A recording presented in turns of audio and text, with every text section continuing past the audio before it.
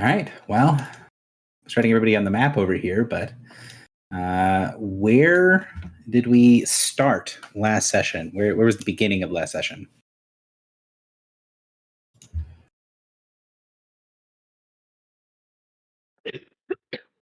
Nobody knows. Crickets. We were Nobody in knows. the museum, Vault 2. Oh yeah, Mhm. I just made a brilliant play. So you guys were in Tantarus, outside the vault. This isn't quite the right map, but it's easy for me. And everyone clapped and said, "One of many. You are a genius. We are glad you're in this party." Mhm. Totally Brilliant exactly what genius happened. / detective. Mhm, mhm, mhm, mhm. So what actually went down? I don't understand. We ran from Vault 2 to Vault 1 and met up with Clamato and her mother.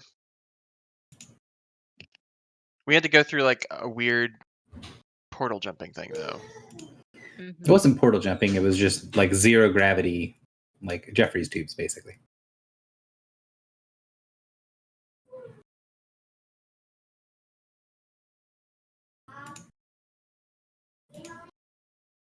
So you make it up there, and what's happening outside of the sealed vault?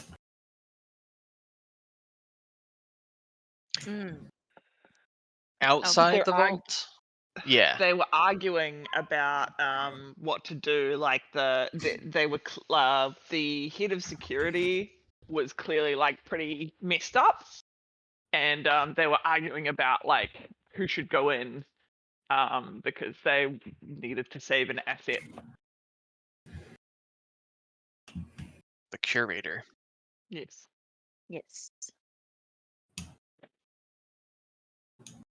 And you all promptly sign up for the contract as adventurers to go and do the daring do, and all things will be fine. You guys did talk a little bit with Kulmata, with the Shasek, about the events that are happening, about the alienist, about some other stuff, but I think that happens after the events of the vault. I think the beginning is just like, we need this thing done. Your mission, please go in, find and help the curator. And we also knew that the mother had some kind of divination about this moment, or at least they believed it was about this moment. And Colmata seems to be accepting a fate of dying here. Or falling, she said.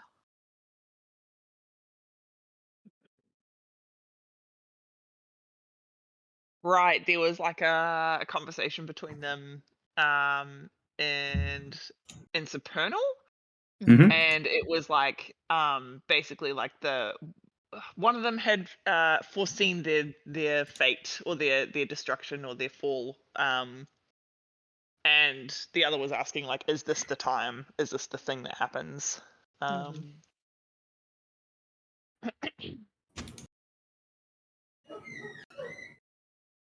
That was what is going on, indeed. And basically the answer was, I don't know if this is the moment. I don't know if this is the thing, but this is as close. We've already gotten as close as we can. So I'll reshare the handout real quick. So I've already used my divination powers to get as close as I can to this moment. Outside of this, I don't know. Can't be certain.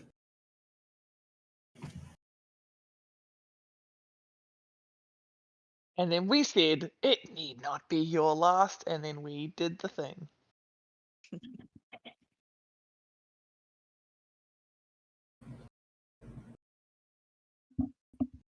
And so you jumped into the vault, and what's happening at the vault? More or less, the three pictures in the middle here is what's happening with the vault. But what's going on?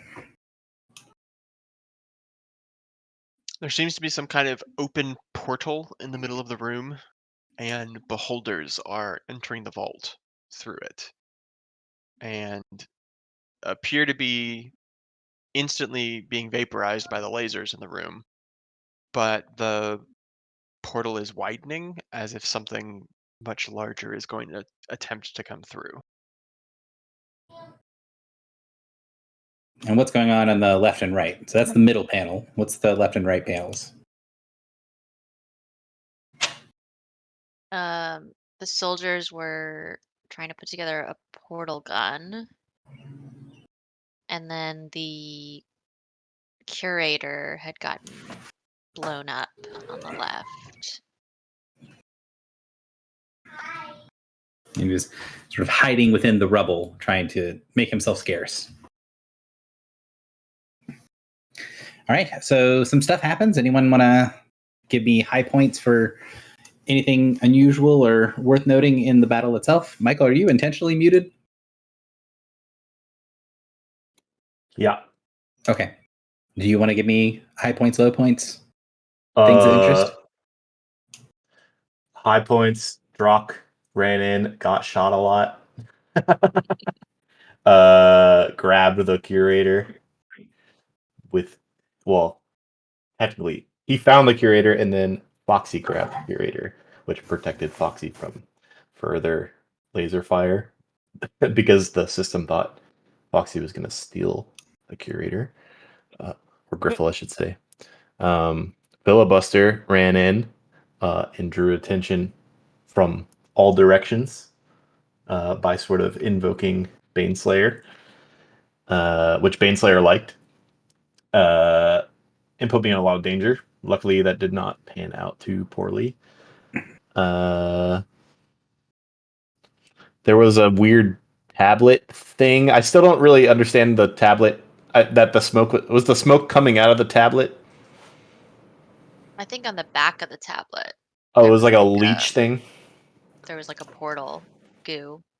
Okay. Yeah. So one of many yeeted the little tablet across the room, and then we sort of, what did we do? We sort of snatched the leech off the back of the tablet, and I believe Drock invoked Summer to read what was on it, which I don't remember exactly what it said. Oh. And then we realized that it was an indicator of like some sort of meeting place or something, right? Yeah, accorded neutral territory. And then I got sucked into a different dimension, I think. And I said, I don't want to be here. And Baneslayer said, yeah, you're right. After I convinced it. Baneslayer trusted you to come back and solve this problem. That's the high notes. And once the spell is complete, what was in that sort of like little leech thing? What was actually attached to the back of the plaque? Because there was a physical thing that you guys picked up.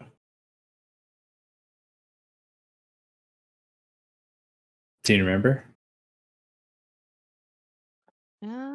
I don't think that I wrote down exactly what it was. It's going to be important later because you weren't allowed to take it on your ship. Oh, that ring thing, the bracelet ring, there was 7 pieces or something? Oh, right. It is a ring that is 11 segmented talons of iron. 11. I had a prime number. I was close.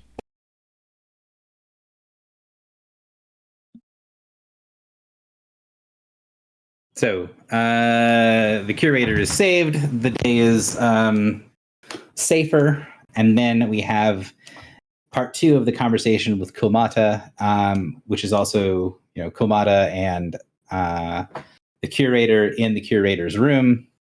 And Griffle, you're the one that carried him out of that alive. What does that conversation look like?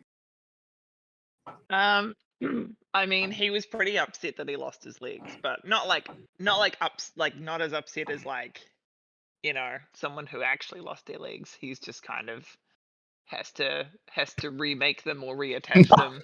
Not as upset as any of us would have been. No. I mean, it was like he lost something. He lost an important piece of jewelry. He's noticeably inconvenienced. Yeah. No, he was a pretty cool dude. We got along. We got along swimmingly. He seemed like he was pretty relieved to be getting out of there when all the weapons turned off. And then he was pretty knowledgeable. He wanted he was quite ready to share a bunch of information with us. And so we took him into his study along with the whatever her name is. Tomato Shotstack. juice lady. Sorry, Gary. It's all good.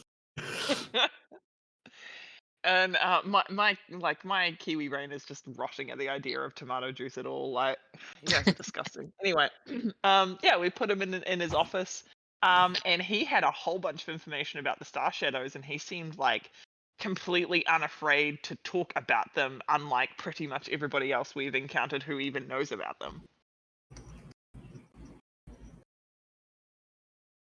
And so this is the conversation with you guys and Komata and Sachiv, who's the mother figure, about what to do about the alienness and what to do about this thing that's going on, because you guys had some discussions about like what was going on with the alienness, what was the deal Komata had with the alienness that might not go the way that she had planned.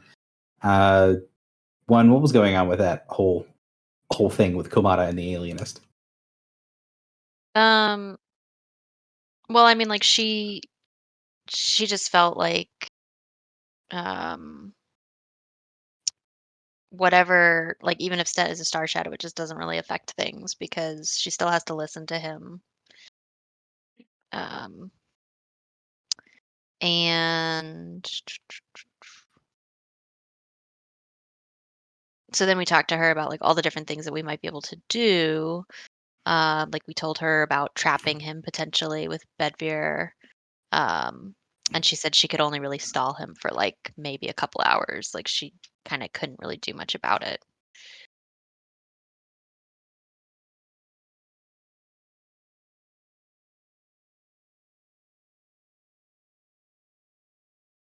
So you guys decide to skedaddle at that point, I believe. Is there anything else from the vaults, from the conversation with the leaders that you want to go over before we finish our Scooby-Dooing out of here?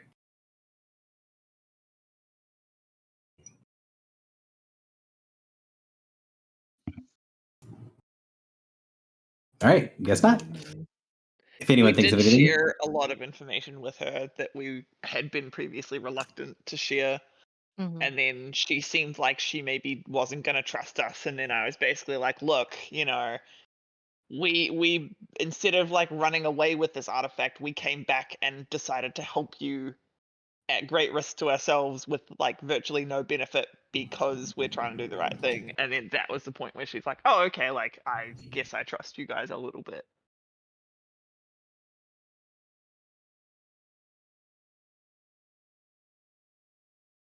and you guys also did something kind of as a final note with the curator. What's the curator's plan after all is said and done?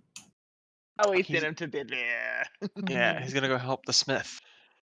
They're gonna be leg building buddies. Mhm.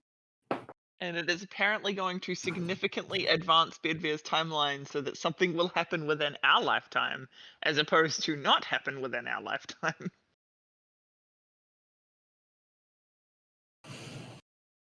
So yes, and then you guys head out, making it rapidly back to your ship, sending a message to Kiki, letting her know that she can hop aboard as you guys all start to gallivant off. And you guys make it back to the ship, and two things happen when people walk onto the ship. Do you guys remember the two sort of descriptive moments of getting back on the ship? Well, one was that the ring couldn't come on, and so we had to talk with Crom. Like we finally figured out how he could be of use to us.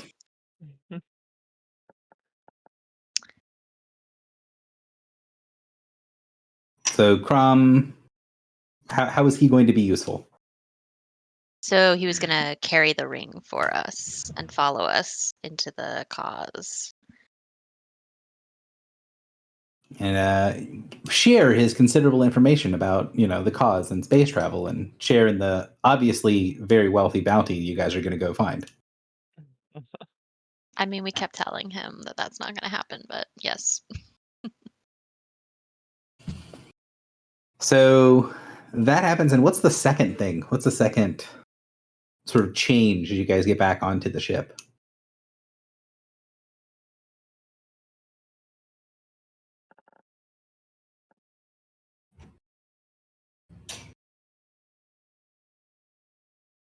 So somebody, when they get on the ship, has something. The ship treats them a little differently for some time.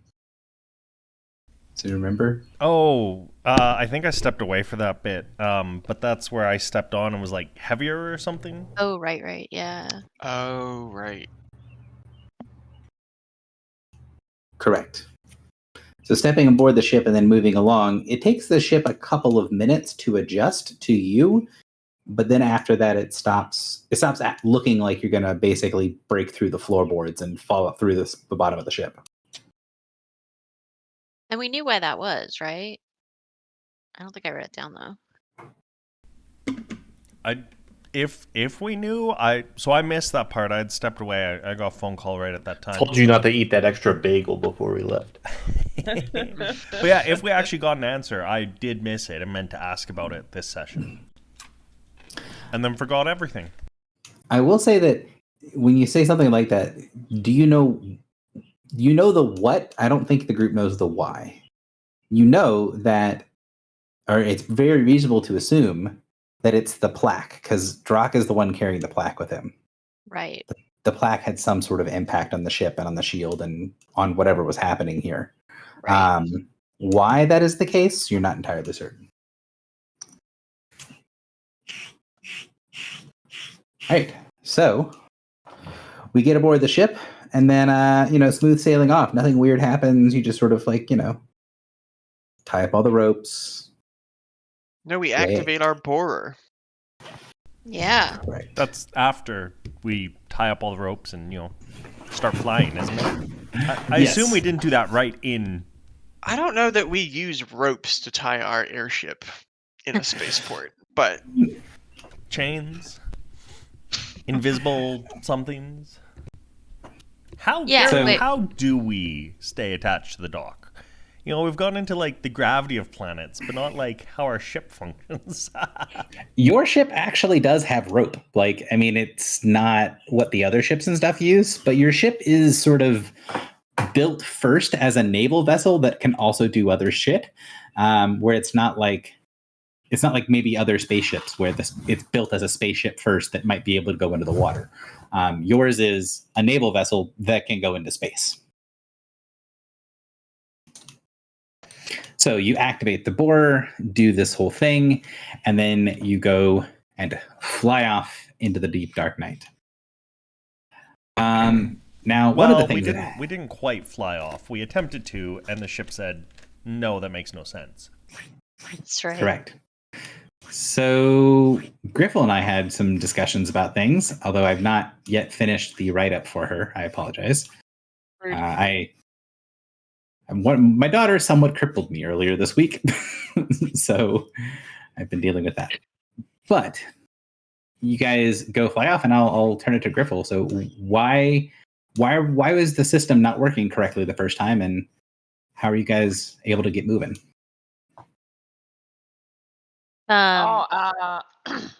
Sorry, I'm confused. go ahead. Who are you, I think? So Griffel, at the end of last session, put the stuff into Plucky, kind of put the coordinates into the computer, hit the button, and then nothing worked. And then we figured out why that happened. Oh, And- in our little thing, in our little chat. Yes. Yeah, okay. So why it happened is because our ship's systems are not used to flying around in space. And so there is basically a top speed that the system thinks that we can make, and it's rejecting our path because it would take us how many years, Gary? 606. There you go. At our like current top speed, it would take us 606 years to get there. And so the ship is like, well, that's a completely unreasonable amount of time to spend on a single journey. Like, this isn't possible. And then it's rejecting the input.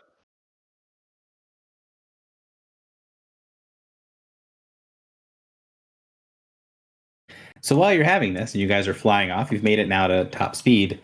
You guys get a message from using flags that the bosun will send across from Captain Crom's ship, basically asking why you guys aren't accelerating. Why are you guys going so slow?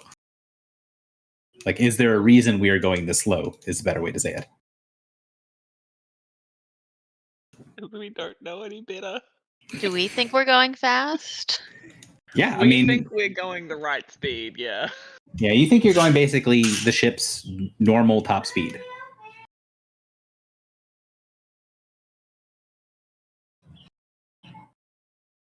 Does our pilot have any?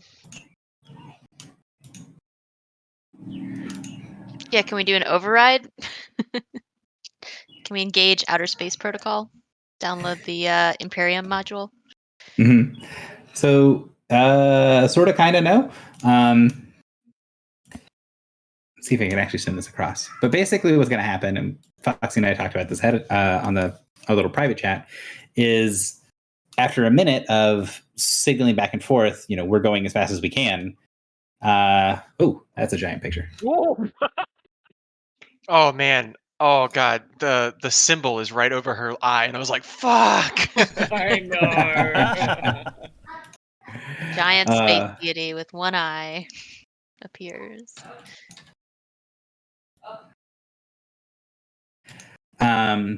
And then after a minute, basically they send that they'd like to send somebody over to have a conversation to try to understand what they need to adjust. Because what you're getting from the bosun who's managing the flags to communicate between ships is that Captain Crom believes that there's some sort of miscommunication about what we're doing, and so is going to send over his helmswoman to try to figure out what is going on. And an older Githyanki woman, who is the person who's shown on the map right there, takes a second, does a long psionic leap, like jumps like 60 feet through the outside of her bubble and into your bubble and lands aboard your ship to try to have a conversation. And I also have not practiced her voice enough. But she is going to come and, her and Griffle are going to put their heads together and try to figure out what they need to do to go forward.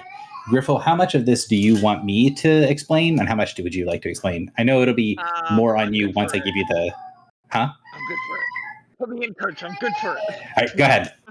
Okay, so me and the Githyanki kind of like put our heads together and we're like furiously discussing for a little bit. And then Griffle looks back at the party and then looks at the Githyanki and then keeps talking for a little bit. And then I stand up properly and I go, oh, I see. Well, it appears that the ship has been traveling at our top speed in atmosphere, and since we don't have atmosphere, we can in fact travel at much, much higher speeds. According to our friend here, the correct, and you see I'm like kind of skeptical about it, correct method is to accelerate half the journey and then decelerate half the journey.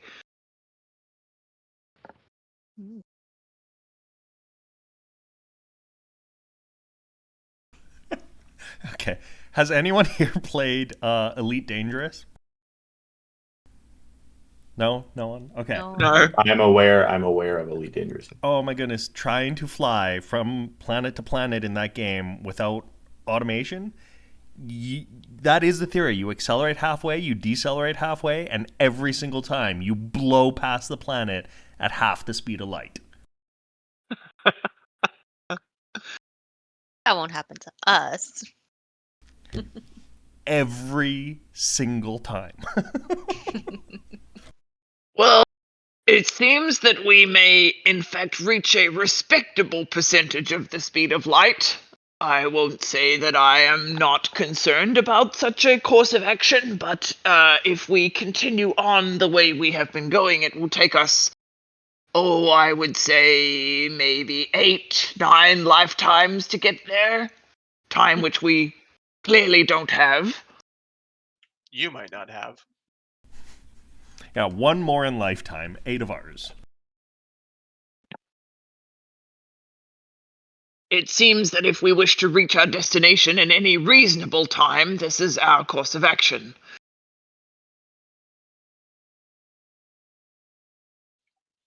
Can we tell the ship to accelerate beyond? Is it just like a mode switch? Yeah, Gary, is there anything I actually have to do other than just to tell the ship to continue to accelerate? So here's the catch. Here's the difficult part for you all. The way that your ship functions is it has a group of people that will the ship in a direction, right? So if you remember, like the more people that are on the ship, when you guys didn't have a full crew, it couldn't go very fast. It's because it's the collective will of the crew, which is fine, except for the entire crew is going to see that speedometer basically continue to go as it gets faster and faster and faster. Mm-hmm. And the problem is that they basically need to be told it's okay that we're going, 1,000 miles an hour. That isn't actually a problem right now, right? Where the people who are doing it are going to be able to see, basically see the speedometer to be able to say, okay, well, this is way past the point where we've never gone this fast and it would kill us if we were just flying along this fast. It's that sort of human nature, like that self-preservation is what the actual problem is here. Can we just drug them? I think that their will is Wow. required. Just get them real drunk. Tell them we're going on an adventure. I look at Morin and I'm like, I think some words from their captain might not go amiss in this situation.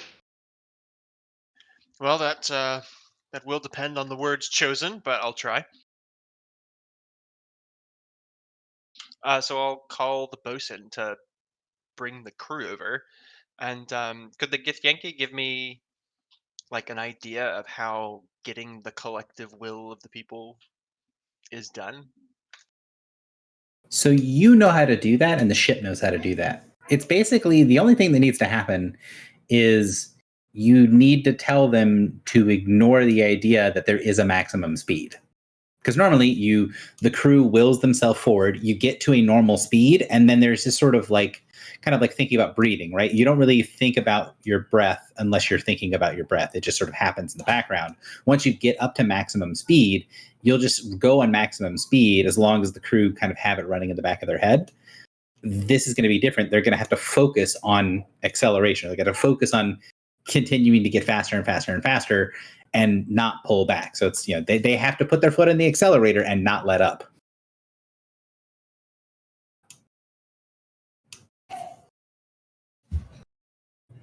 Okay. So I'll have the bosun get everybody into position,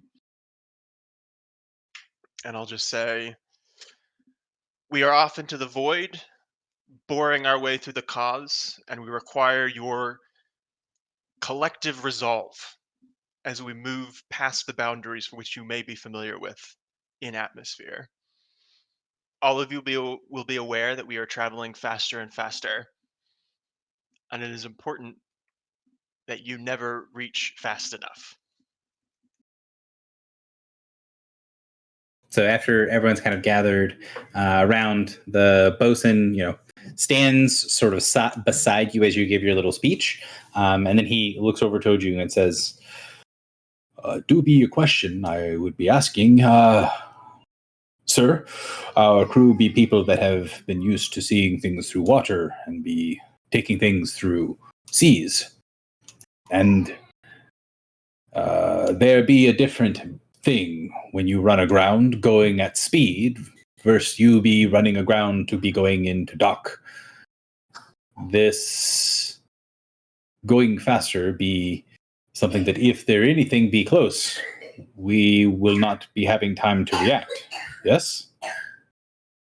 You can see he's really trying to like defer, but also is genuinely pretty afraid of like what happens if we hit something.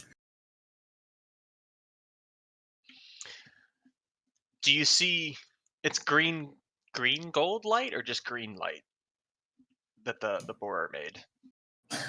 So the borer makes basically a hole of nothingness that is edged in green gold light. So think of like the interior of a cylinder laid on its side, where the inside of it is perfectly clear, but then you can see sort of the edges of the cylinder from the inside. Okay.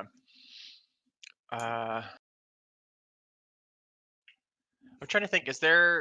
Has the crew ever witnessed like Drock drawing on summer power, or did they see Probably. Clotho? Did they see Clotho as she like brought the dawn? I don't think so, because I don't think Clotho has really ever been with you on the ship very much, and when she has been on the ship, she has very intentionally been cloaked. So like only a couple people can see her. Okay.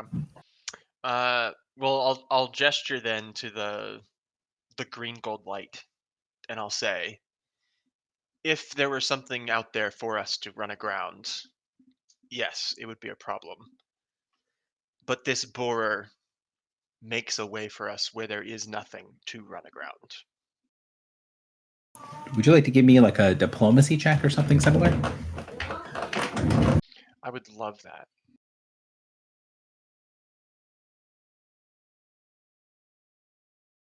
I am not on the board yet.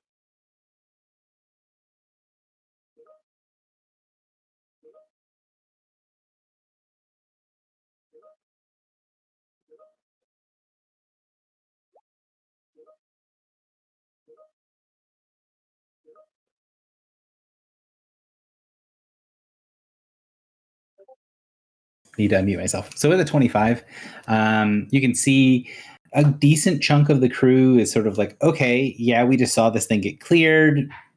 Probably not going to be an issue. But you can tell that most of them are still going to be nervous, like definitely uncomfortable with the situation. And yeah, you guys can start heading off. And the first maybe hour of acceleration is going to be the worst. It's going to be the spot where everyone on board can see, okay, full speed ahead as fast as we can go, and then keep going.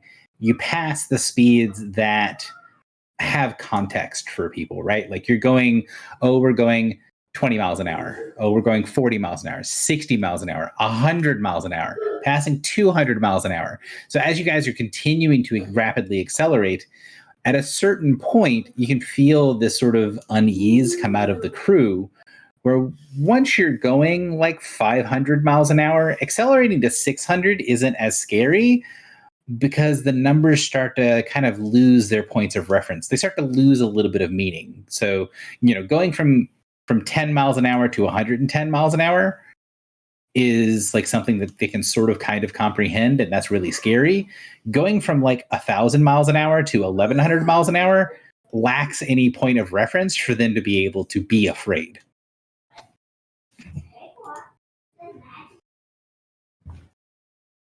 So once you get past that, you guys start heading off and start to head through Kalzamatar towards your destination. Does this take up the entire crew?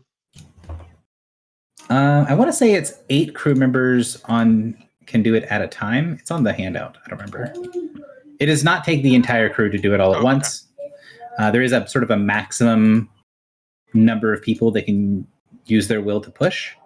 And I think that number is 8. I'm going to be like very deliberately playing a dice game with like whoever of the crew wants to join in to try and kind of keep their minds like to just project the air of casualness to everybody. Like, yeah, this is no big deal. Don't worry about it. Right. So it takes a crew of 10. So 10 people can will themselves forward. And I will say that you guys will realize pretty quickly on that the crew is going to have to rotate through and sort of change hands a lot more than normal. Because again, it never goes into that, at least not for them yet. They can't get into the, oh, in the back of my mind, I'm going to keep accelerating. They have to focus on putting their foot on the gas. And it's something that is going to mentally exhaust the crew quite quickly. So they're going to have to work in shifts and sort of rotate through more frequently. There is a total of 30 full-on crew members, but not all of them would normally do this. So you're going to have like 10-ish of those 30 that either take short shifts at what they're doing or don't take a shift at all at, manning the helm and willing themselves forward. So you basically have like 2.5 shifts of people to rotate through to continue moving forward.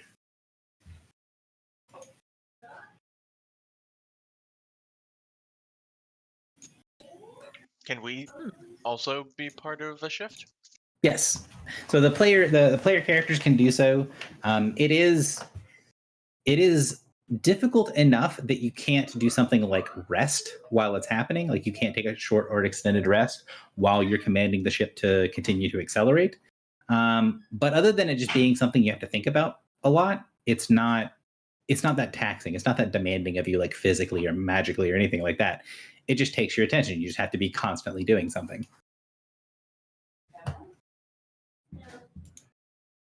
So once that's done, and once Foxy is able to, once Griffle is able to realign the settings on the ship, able to put in the actual destination of where you're going.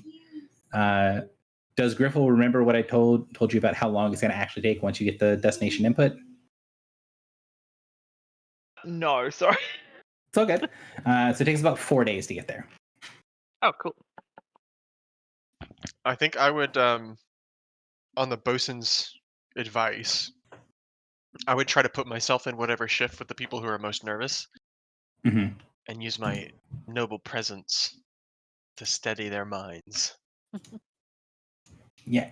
You guys can tell that if one of the PCs basically is doing some of the will for the ship, that it does make a lot of the other people feel better, like following someone's lead, right? Where it's like, they said it's okay. They're on the ship too. So if we hit something and explode, they're going to explode with us.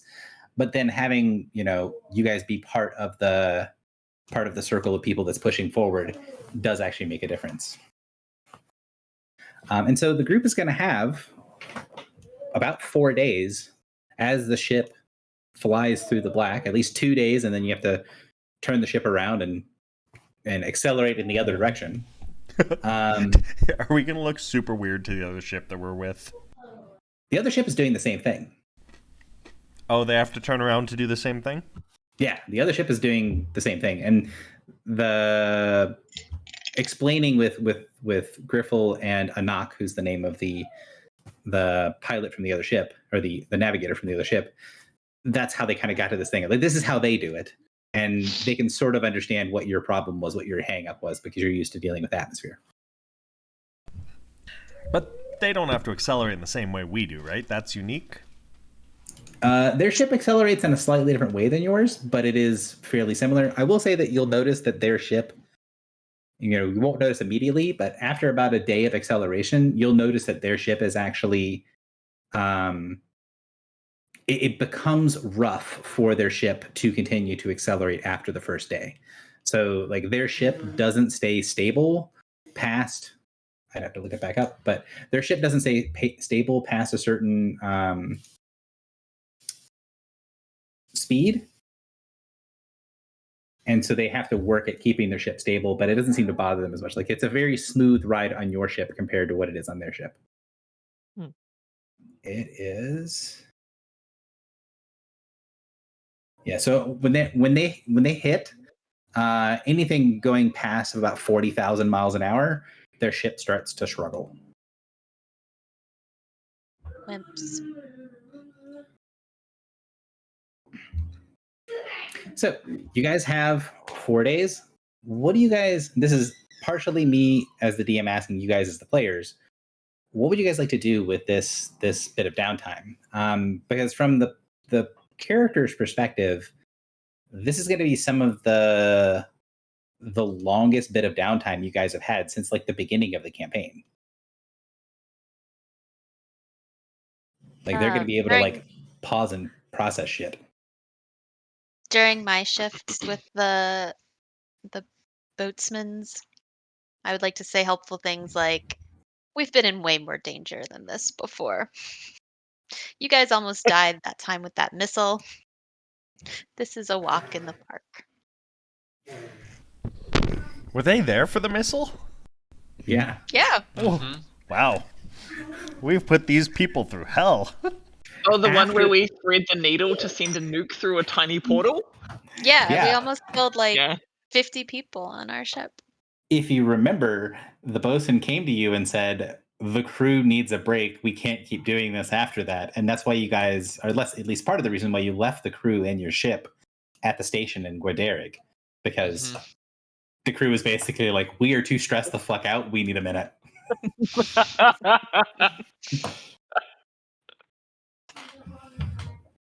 Wait, these NPCs are like people?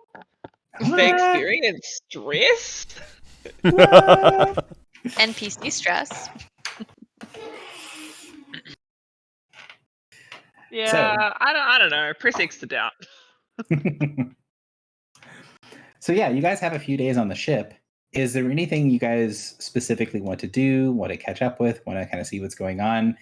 There's sort of a culture aboard the ship that isn't stuff that you guys are too terribly familiar with, because while you do sort of, collect people and put them on the ship, you guys basically are on the ship long enough to sleep and then go back out to doing what you're doing, right? It's more of a place to crash for you guys. Whereas for some of the other people on board the ship, this place has become more of a home than that.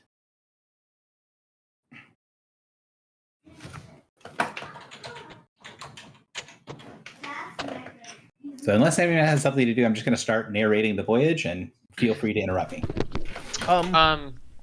Go ahead. No, your sounded more important. Well, I was just wondering if we wanted to talk more with I don't remember his name, the bug guy, the weird one, the new one, the newest person we yeah. collected. The new weird bug we brought on board. Yeah. We did talk with him a little bit where we were like, okay, we understand you'll leave if we take too long. Right, and then we immediately just pop into nowhere for 4 days of travel. Well, it was 600 years. Yeah, I think he seemed okay with like he understood we had to do something else first, but he's not going to be like part of the permanent menagerie. Mm-hmm.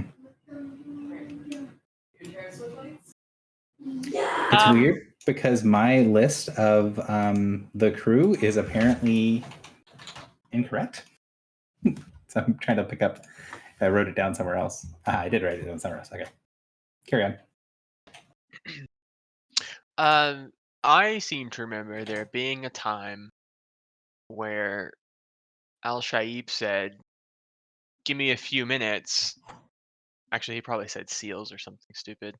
And I'll be able to translate and teach you Yes. Primordial. He did say that to me, and that was a side quest that Gary and I Yes. never got around to. And I know that you brought it up one time in the past. So it's got to be long enough. That I It can would learn. definitely be something that would be done on this voyage. And to be clear, he's not trying to teach you Primordial. He's creating a codicy for you to use. From the dirty book. Yes. I like the that dirty giggle. I would like to go talk to Harai. Okay.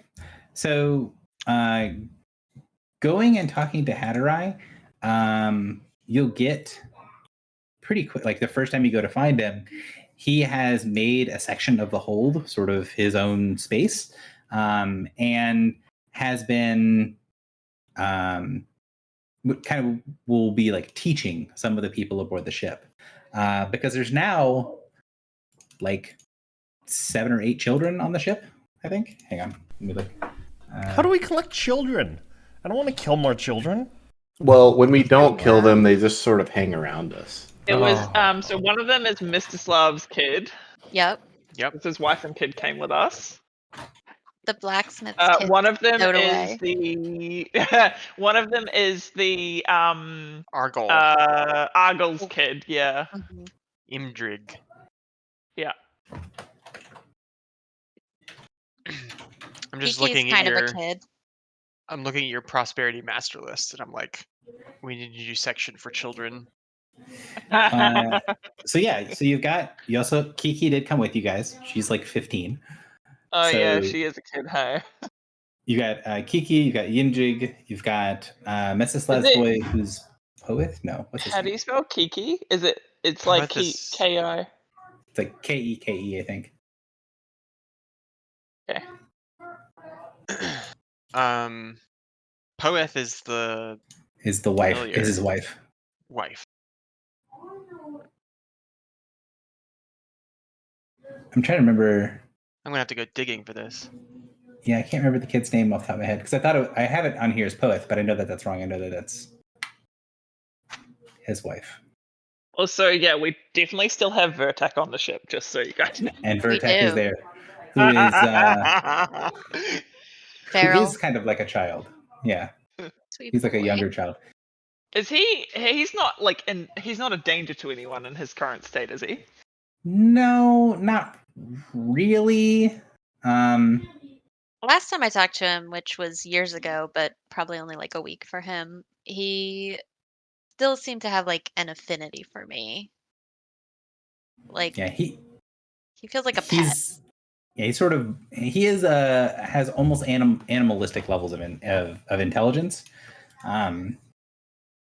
but he is there. So you've got basically he would be counted among the, let's say, non-functioning adults. So he's not an adult, not to be considered as far as like he needs to be taken care of. Someone needs to make sure he gets food. Like he does need to be taken care of to a certain degree, like a child. There's Kiki, there's Argol's son, there's Mstislav's son, and then there are Redig and Siflim, who are the powder boys, who are the kids that are like 13 and 14, who are members of your crew proper, but they're supposed to be the young kids that run powder for the cannon. So they don't have, strictly speaking, jobs on your ship, but they do kind of get the, traditional lowest rung of the crew, this or that gopher jobs. So you got Cleaning up the pavement. I remember that, like, when you told me about the crew and that they said like, oh, the boys don't have a job, and I said, well, they can be like, they can sort of act like ensigns and like kind of squire for the party, so like Mhm. bring us stuff, like run errands, that sort of thing. Yeah, gophers. Yeah.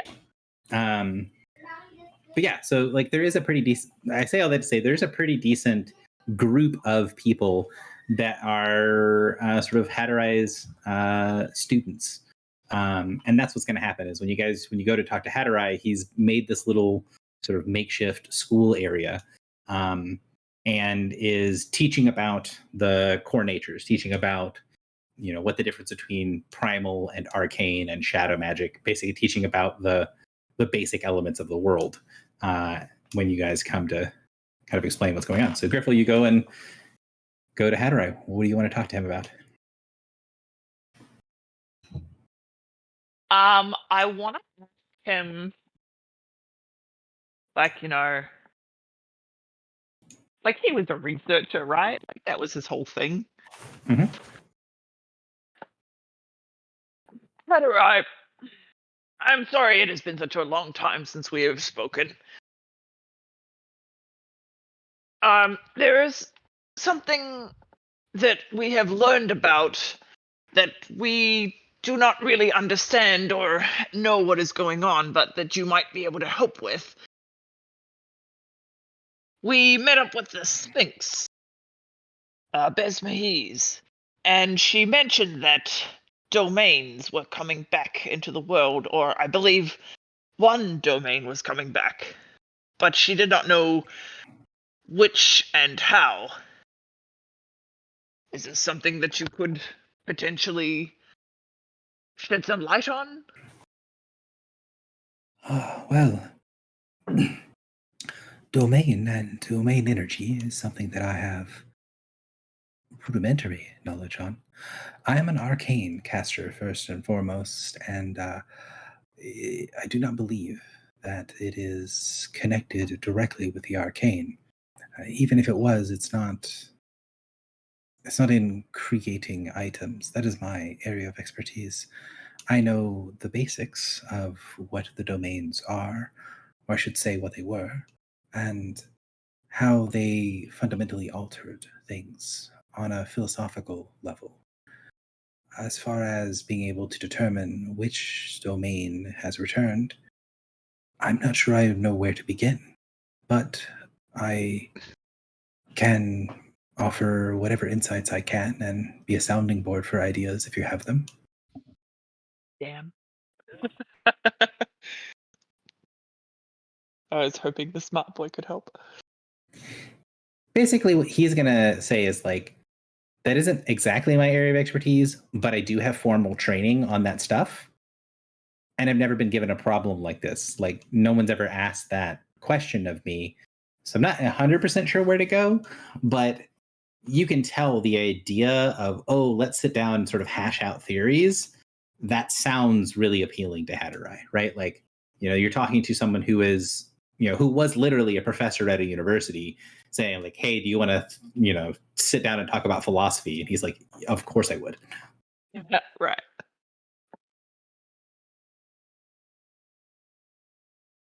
I guess I would sit down with him for a bit and try to reason out what the changes might be. If he can give it, so you said he knows how the domains presumably affected things, like what their influences were.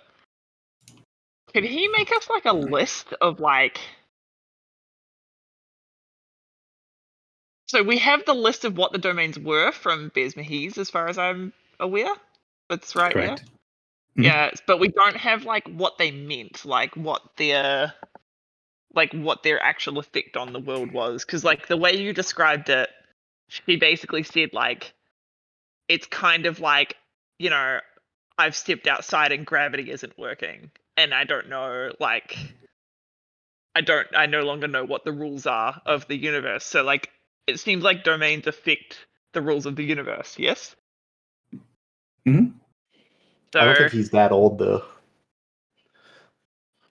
He's old, but he's not that old, right? I mean, Hatterai isn't familiar with what happened prior to the domains, going away, but he is knowledgeable about history and magical theory and things like that. So he's not going to have any firsthand experience, but he was a professor of magic at a university, so he's very familiar with the theories behind it. Okay. would he be able to give us the theories of what the domains did?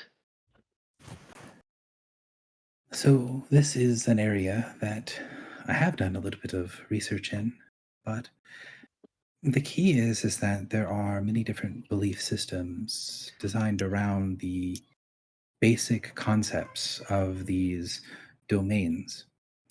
There is a prominent group of individuals in the current theory of things that think that the domains are later artifacting. They weren't actual entities of their own, but they are a way for us to categorize things looking back. I think that isn't useful for our discussion, and if it is true, it is very unlikely we'll have a satisfactory answer to your question. So I have to assume that they are all wrong. But the concept in the other version, the other direction, this group of things are similar, and so we put them in the same category. If they are similar because they are all from the same identity of things, then I think that method is more useful. And I can write down the different groups of ideals of things from different societies and customs and things of that nature. But one of the most difficult things in our discussion, and one of the hallmarks of the people that believe domains are a recent invention, a way of looking at history that is not present in the time that we are speaking of. One of the big ones is justice. Justice is a domain, but what does justice mean as a fundamental reality concept? In one society, justice could be radically different than in another. What is just to one society might be very specifically unjust to another.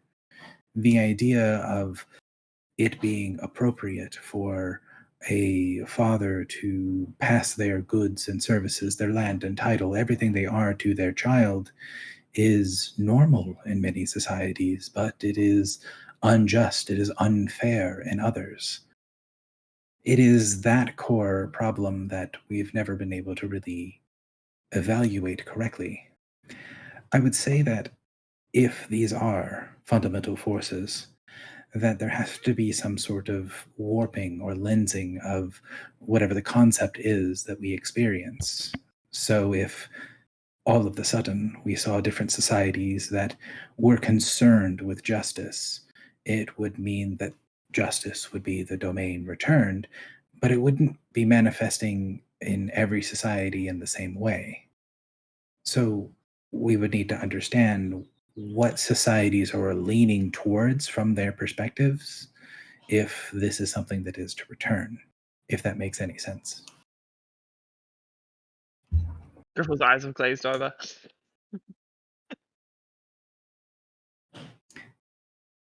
Foxy, the player, is very interested. Griffel's eyes have glazed over.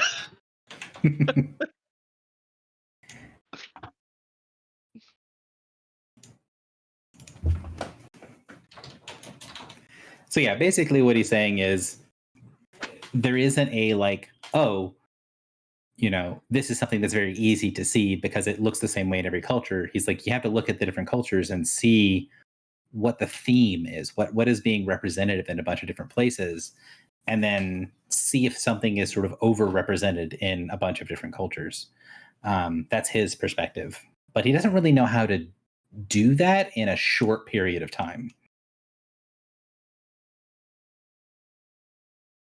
Does anyone want to weigh into the philosophical discussion about domains?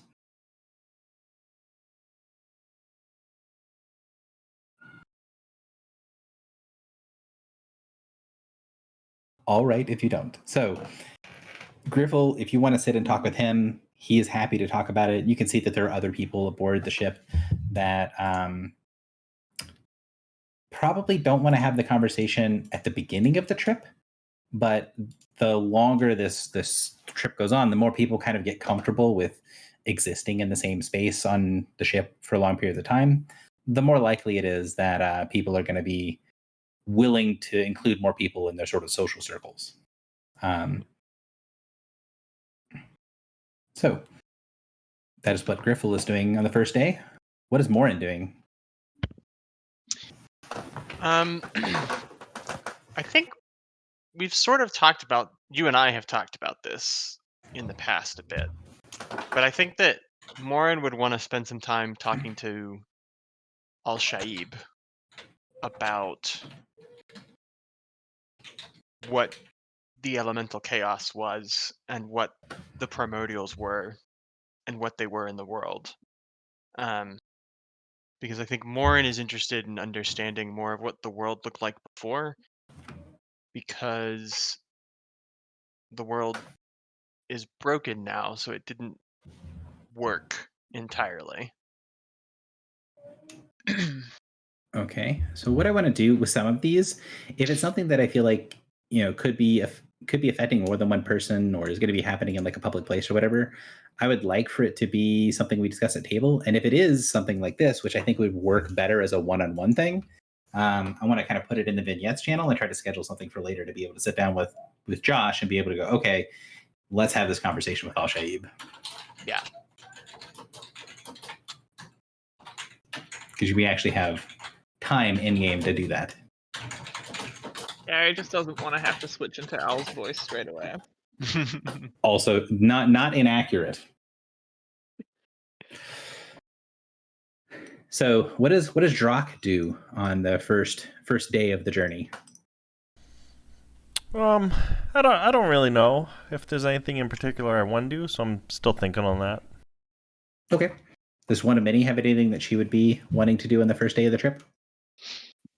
I think I appreciate Morin reminding her. She's got that codex to figure out. So if I could talk to Al and work on that, I would. So Al Shaib will give you the partially completed codex, and basically say that you can use the partially completed codex for a lot of things, but it's not going to be perfect. Like, it's not going to work just like a normal codex. But it is slowly like being enchanted to get more and more context information. So basically, it works, but has a very limited vocabulary currently. Okay. And I don't know exactly how Al Shaib would say it, but he would basically say, the closer that you can get the material you are translating to be the source material given for the codices, the easier it will be to translate. Which is not Al Shaib's voice at all, but still the correct thing. Because I wasn't thinking of doing it correctly. But yeah, so he just says, if you find some like hardcore smut to translate, it'll work perfectly. Right. Does he have any suggestions of Where we could find hardcore smut? where we could procure more hardcore smut? No, where we could find like more examples of ancient Ignean primordial. So he basically says that it has enough examples. It just needs several days to continue sort of building the vocabulary. Okay, so by the end of this downtime, theoretically, I could have a codicy. Correct. Codex. So he said Okay. by the end of the downtime, you will have the codicy for Ancient Igden Primordial. It's just not quite done yet. Okay, cool. If you have something else you want to do, let me know. Otherwise, I'm going to go to Filibuster. What's Filibuster doing on the first leg of the trip? First day of the trip, I should say. Hello, I have one question prior to mentioning what I would like to do. Have we ever considered the origin? This is more a party question. The origin of the word seal? Like what? No. Like, why is the word seal used for Time. No, I don't think we've discussed it. I think it's interesting. I do too. What's the other ones? There's bands, seals, bands. Are you talking about like the different units of measurement for time? Yeah. So it's Is that a secret? shortest unit is a tick. 1 tick is 8 minutes, and then a seal is 10 ticks. A band is like 5.5 days, I think. Like, it's 20 seals, and then it's 100 seals or something, and then 2 bands is basically 2 weeks, and then 1 span is 55 days, and 3 spheres, which is their biggest unit of measurement, is 8 years. More so, like, is the sort of etymology a secret, or is it It's just not sort a of secret, but it's not significantly discussed by anybody. okay? It's like true for us too. Like, why is it called a second? We don't know. I actually don't know the answer to that. I know hours has to do with like it actually just literally means what it is. Well, we got rid of all the cool ones like Score and Fortnite and Furlong. right? Fortnite still is out there. I play it sometimes. Not the game. Okay, anyways, okay, so what I was thinking Filibuster might do is sort of spend time managing his religion, if you will. Meditating in the corner, but also I think because the Baneslayer has slightly opened up, that I think it would be interesting to show Baneslayer let me sort of describe, like, this is what you are protecting. This is why we cannot jump into danger, because this is where the true strength lies, is among the people. And So this I is put how a- you count. I put the description that I was half-assedly remembering in the setting discussion, so we can have it. So it is should be a little bit easier to read or conceptualize. Also, I looked it up, and they're called minutes and seconds because of the Latin term for the word. Yeah, but what named it in Latin? Yeah. Keep going, Morn. It means small part. Okay. So that's like there's a unit of time, and then you have a small part, the minute, and you have the second small part, the second. Oh, the Okay. second's kind of funny, actually. Yeah. All right. But yes, so there is some etymology stuff happening there, and then you wanted to explore more religious stuff. When you say you want to explore more of your religious stuff, like, is this a commune with Baneslayer exploring religion? Is this talking with members of the crew that are very This is, rapidly becoming in my more head, religious? it's like I commune with Baneslayer, but also like go in whatever, I don't know what we're calling it, the Mind Palace, or like my domain. Is it a domain? I have a domain, right? That's what the word is. Yes. So like commune with Baneslayer within my domain to show him all of the souls that we're collecting, and like sort of like not necessarily like these are not to be used, but the strength of the people is how you counter. So I guess it would be a communing with Baneslayer, just to have it, just to share my opinion of what strength is and how you counter the. Okay. Is that something that you feel like you'd want to have like a vignette on, of talking with people that are talking with souls in your dements in your domain? I think of or it is as that- talking with the souls. I was more so just sort of like explaining my perspective to Baneslayer, even if it doesn't really talk to me. Mhm. Well, Baneslayer had more of an ability to communicate within your domain than it had in other places. So the question is me as the DM is asking Michael, do you want to set aside time to dig into that, or do we want to say that's what he's doing? I don't think it's necessary for this specifically. Okay. So you guys fly for the first day. And like I said, it's the first part of the first day that is the most uncomfortable for everybody. But after that first part gets done, it stops being so worrisome for people to continue to accelerate, that things are going weird, that there's all these other pieces moving.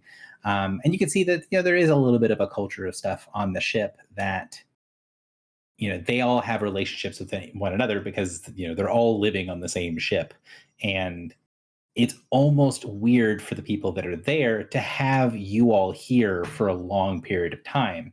You don't sort of fit in neatly to the social order, not because they don't know who you are, but because they're kind of not used to having you all around every day, or around and not doing anything every day.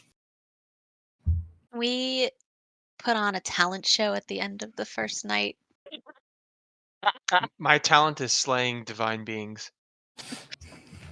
Or let's tell everybody that there's going to be a talent show at the end of the third night, and we can start putting sign-up sheets around. Yeah, I mean, people on board would be interested in that. Yes. Oh, good. I'm watching a lot of Dimension 20 Fantasy High lately. I can just imagine us doing a talent show, Drock trying to do anything, and as per normal, non-important roles being won. Try to convince the crew to do something. Just juggling and just like failing on everything. Like they'd have no faith in me by the end of it. So the first day passes. The crew of the other ship, outside of Anak, who does kind of jump back and forth between the ships a couple of times on that day, they all Can she jump when we're going? Like, yeah, wow. That's a good thing. Can she join our it is a Gith party? Yankee thing. It is the Gith Yankee racial ability to be able to do what she's doing. There's So, like, any Gith can do it. Yeah, she's not special. Yeah. Well, it's more like other people aren't treating it as weird, whereas like it would be very reasonable, since Gith are not a normal race on Prime. are on Silban, for that to be really weird to do, especially with the knowledge of how fast you're going. But for their crew and for Anak, she doesn't consider it something special. This is just something that they do. But your crew would probably have moments of like, that's terrifying. We know that we're going, 80,000 miles an hour right now. What the crap? But the two things, speed off, and the end of the first day comes around. And at the end of the first day, Captain Krom is going to signal through his flagman to the bosun. The bosun got a book from the other crew at port for what the standard flags are for communicating with other people at the station. Like, he didn't get it specifically for communicating with their ship, but it is something that like any sort of like quartermaster or bosun would want to have for every port that they've been to. That is a really common part of like their job, is like, we want to have all the tools we need to be able to talk. So he has a thing, and they can talk back and forth. And the Captain Krom sends a message back after Anak has been on the ship for a little while, and asks for somebody to head to his ship to come and speak with him, the evening of the first day. He doesn't want to come to our ship? He loves it here. Has he been on board our ship? No, he's only heard horror stories. Right. Okay. He also has the ring, so you told him, Can't come. don't lose, don't give to anyone else, keep safe. So he's asking one of the party to come over, at least. Yeah, one he's of the asking party? somebody. Okay. It doesn't necessarily have to be one of the party, but he's asking somebody from the crew should come over and speak with him. Okay. I mean, I feel like I would probably volunteer to go. Okay. So, Anak, actually probably not Anak, probably one of the other Gith that is aboard the ship is going to jump across to get you, and then we'll go with you to jump back, because they can take somebody with them when they do it. And they'll jump across to the other ship with you. Cool. This is the point where you recognize that the ship is starting to shake slightly. Like, it's not a huge problem, and it's less movement than a ship would be if it was on the ocean, but it is noticeable because there is no shaking on your ship. So Captain Krom will kind of come to you and say, I've spoken with my esteemed navigator, and she has informed me that you have a destination that has been able to be planned. And according to her information, we know where we're headed. And he kind of licks his lips, and you can see he kind of gets uncomfortable for a second and just goes, I can be kept at the dark for many things. And I understand that I'm here because, then he kind of holds out on a little chain around his neck, that little loop of iron, because you need someone to take care of this. But if myself or my crew is going to be useful to you, then I'm going to need a little bit more information about why we're going where we're going. Because that's what the map told us. We I have mean, no idea. Same. Does he know? Well, wait. So we don't know where we're going, because this is not the final destination, right? Or is it? No, this is This is the first jump. Yeah. So he only knows that we're going to the first place, and we don't know what any of the intermediary steps are. Right. Okay. Yeah. So we have not been to this part of space before, and perhaps this is where your expertise will begin to come in handy. Or I should say, continue to come in handy, given that you're already holding this portal for us. From our understanding, this is merely the first waypoint along a longer journey. So where is it that we are heading? So our destination at the end of this corridor, it is the next place where you are going to use that device. It is not the end point. To my understanding, that is correct. Okay. You see him like visibly relax. Oh, well, if that is the case, then I am less concerned. The location, as it has been told to me, is either a Hatrusu or it is close enough to a Hatrusu that it is something that must be discussed before we arrive. I'm glad it is you that I'm speaking with. I hope I am saying the name correctly. Probably not.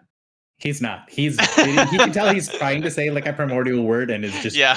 horribly butchering it. Do you want to give me a streetwise check?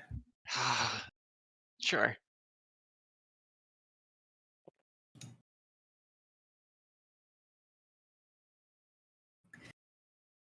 You have no idea what the word is that he's trying to say. You could tell he's trying to say a primordial word, but he doesn't really. He is saying it wrong enough that you can't reverse engineer the correct word. Like my spell checker. Sad days. Great. So Kazamatar is a primordial word. Yeah. But you also know that's not what he calls it, right? He called it the cause. He does call it the cause sometimes, but what he called it something else when you guys first got to him. Do you guys remember what it was? So he calls Amatar the jaws of the maker. Okay.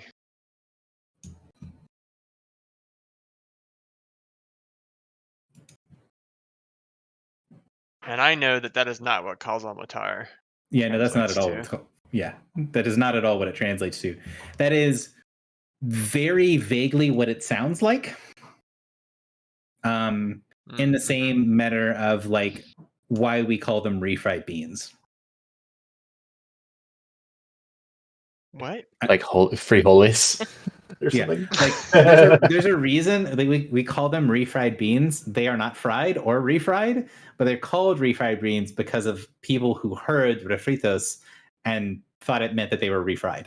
So like that's what he just did to this other thing. So it's like it sounds vaguely like Jaws of the Maker. So he says calls Amatar is Jaws of the Maker. It's a false cognate. Yeah, false cognate. Okay. Hatrasu. What would you do when you don't understand what he's saying, but you kind of tell that he's going for a primordial word there? That's my question for what does Morin do in that situation? So I would first try to figure out if it sounds like something, and my streetwise check has failed me there. So then I would try to think like context wise, because if Kazamatar means I don't remember what I had it written down somewhere. It's something about rainbows, right? Mm-hmm. Oz. That's not. Oh, I think we talked about this on Discord. I'm almost positive it's in your channel on Discord. You can go and look. Yeah.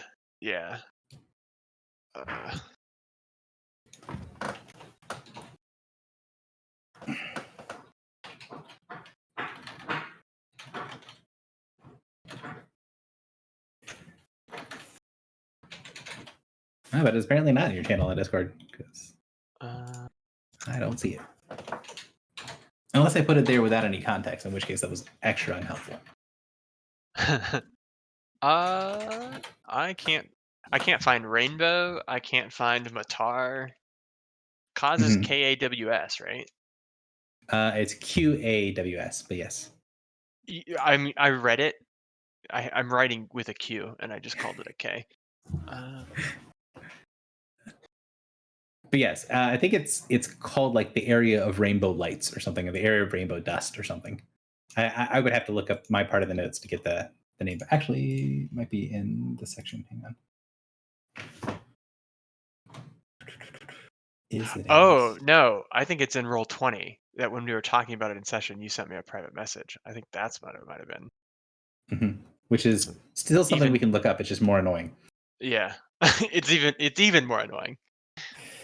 But yes, so you want to try to use the rainbow dust or whatever it's called to try to as context. Yeah. So would that be history? That's you mean you're making a history check instead. Okay, well, great, because it's even worse. But my roll isn't. Yeah, Roll20 is frozen while it's attempting to load the chat from the past several years. Okay, well, I did a 26 for history. So, trying to think about what he's going for, trying to think of like, okay, well, what would things be like in a similar sort of context? And Rainbow is not in the Roll20 chat anywhere either. Wow. I So I don't know where the hell swear. it was said. I swear we have Rainbow somewhere. We had this conversation, but like much of my notes, it was not put any place that is easy to locate. So Kalzamatar literally means rainbow field or the rainbow colored area.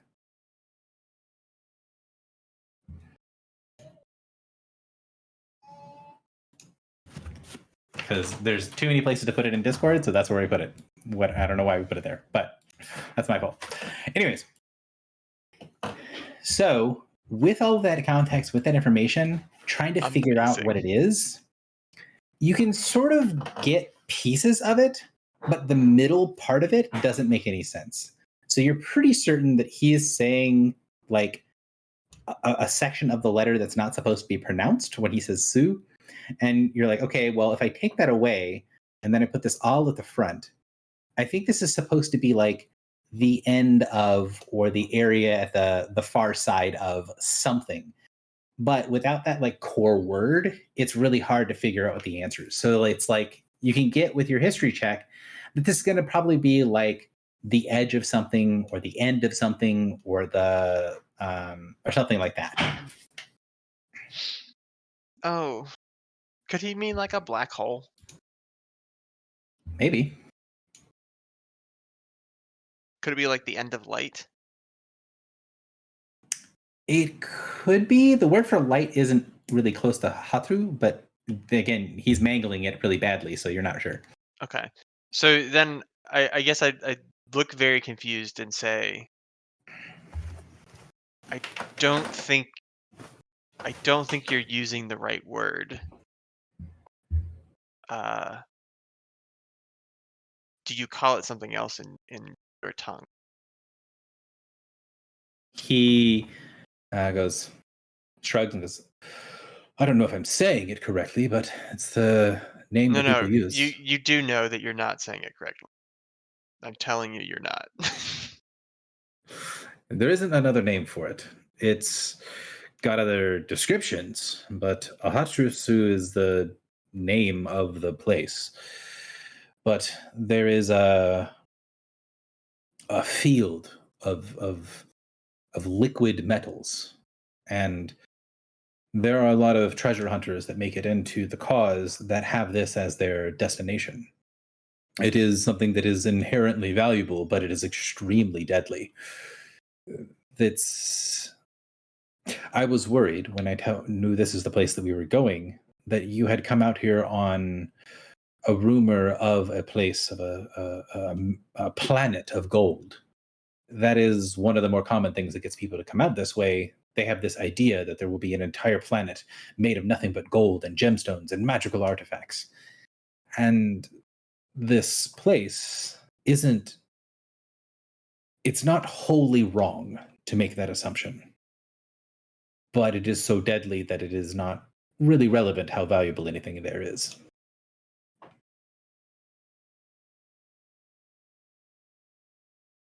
Well, this is not the destination, but merely a waypoint.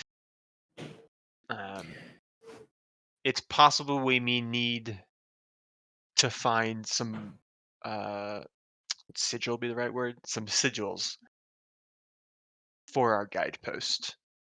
But it is not our intention to stay.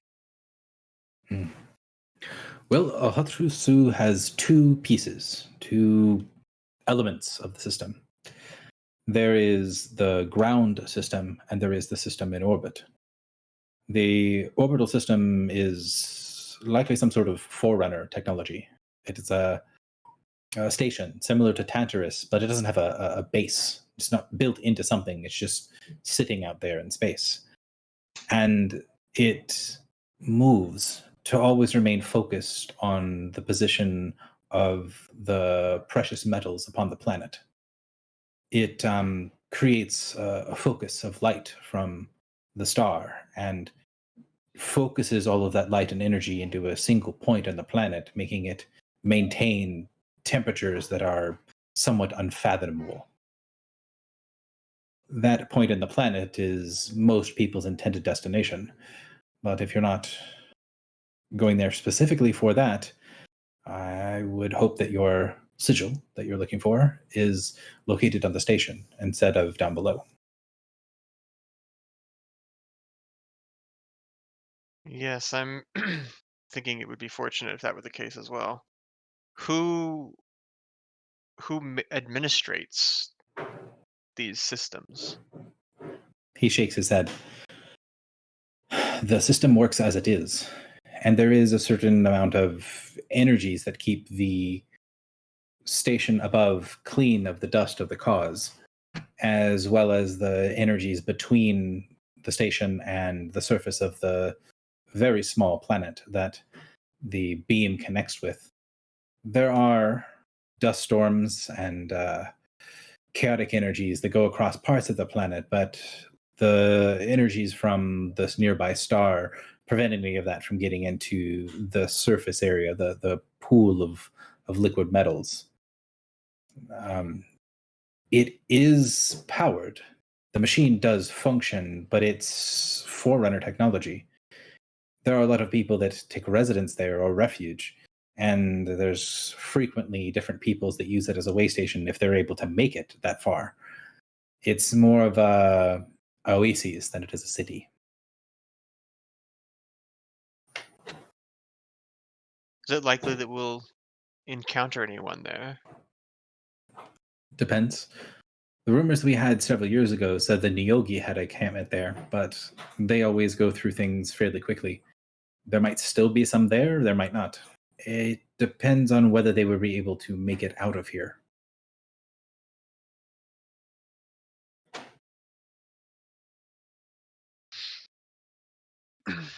Well, thank you for the information. I hope it has alleviated any concerns, knowing our intentions. He nods. As you kind of nods, basically says time to go, whatever. As the conversation kind of ends, you see him kind of place his hand on your shoulder and just say, "Take this from a pirate. No matter what you see there, it isn't worth it. It is cursed gold. No matter what you take from there, it'll always take more from you."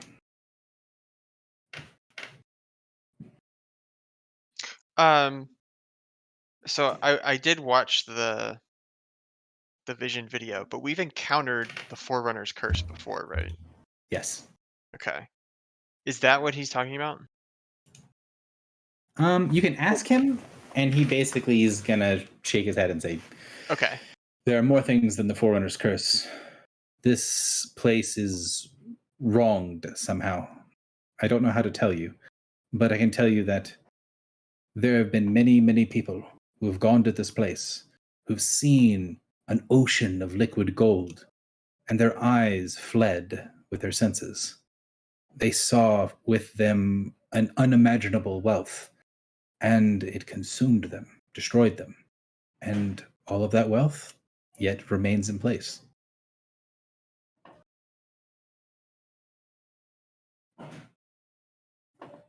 You can tell that when he's talking, I don't know if the DM is doing a very good job with it, but he's being more he's being less flamboyant than he normally is, and he's being a lot more serious of saying this place is bad news. Do not let your eyes turn into dollar signs, because there's a lot of bad stuff that can happen here.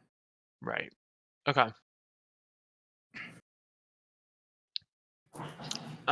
So assuming that we've finished our conversation, Mhm.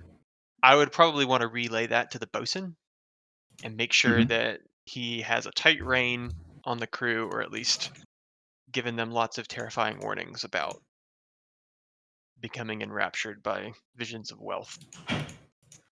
Okay. Sounds like a plan. You guys head off and have the first night on the voyage into the cause, which gets the vision. Has anyone not watched the vision? Because we can definitely take a break and give people time to watch the vision. Has anyone not watched it yet? Or has everyone watched it? I watched it. I wasn't super focused though, so I watched it. I need more to translate for me, but I did watch it. Warren to translate what for you? What All of the occurred? primordial words. It is worth noting that the statement that's said at the very end isn't in primordial. It's in an ancient form of goblin. Right. Oh, I definitely no. I even like knew what was gonna happen right at the beginning. I don't even know why. It just had that vibe. I was like, oh yeah, this motherfucker's showing up. It's like the Goblin King, right? That The was guy my we talked understanding. to through the portal, who was like, yes, I'm gonna go kill some shit. Yes. What was his name? I think my question though was about like more so their threats of like, oh, we're targeting food centers. Like that seemed pretty laid out, but like, is it still gonna happen? Should we be concerned? If everyone has watched the video, then we can start talking about it. I'm Oh, trying okay. to get because I'm not heard from Okay. Kylie yet. That's fine. Kylie, have Well, you seen you it? said didn't. Oh, sorry, I was muted this whole time. Yes, I have watched it. Okay. Well, if we've all watched it, then we can kind of go into discussions about it. And I sent Filibuster in Discord the translation to the goblin at the very end. Yes.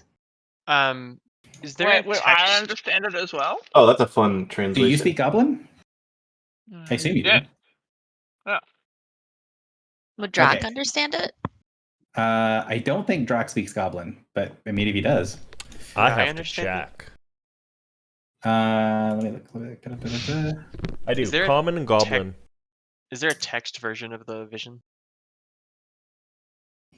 There is. It was in the video. It was in the video, but I normally attach a like just a pure text version as well. Give me just a second. Can I get a video of the text, please? Hang on.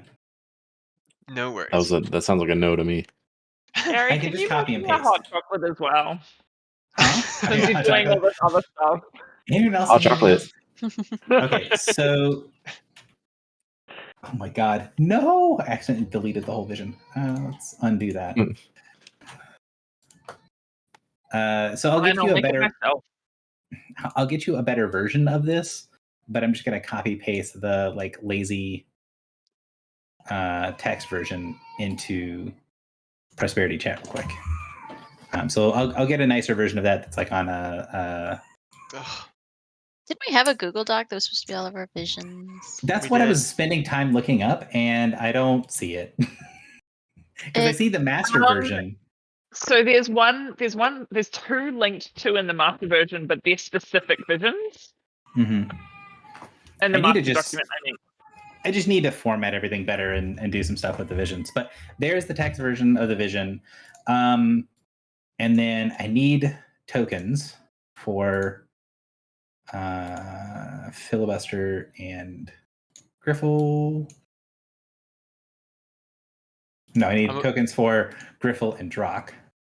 No, The correct answer. I'm specifically over here because she carried me on her back over to the other ship. Oh, did you roll to see if I could understand it? Yes, I did. I Oh, made a okay. check for you. Did you make the check for me then, or? That's what he's doing right didn't now. Because that's what I'm doing right now. Do you want me to roll? Because then it'll be a 1 and you don't have to win work. No, because So the whole point true. of hidden checks. The whole point of hidden checks is that they are hidden. Why is Drock the only person not on this map? Because he smells bad. All right, just for fun, I rolled anyway and got an 8. I think because he left before we went to that. I mean, I'm not even on that map. I'm on like the in the vault map. I'm just surprised. I just picked a random map that I thought everybody's tokens would be on. All right. All right, now that I've done both of those things, so Drock, you don't know enough of the context. Like you have some of the language. You can tell that it's some old form of Goblin, but it's different enough from the dialect that you know that you don't really understand what's being said. So it's like I did Griffle. roll. Griffle, you can tell that it's the same thing, and you get about half of the translation. Okay. And the first part of what he says is something that's still kind of used occasionally as like a formal thing. Like you would have like the equivalent would be like form up, right? Or like, everybody gather around. Where it's like nobody says form up as a way for everyone to get together anymore, but like you can still understand that that's what it means. The second part of it, you have no idea. But he says like form up and then something something.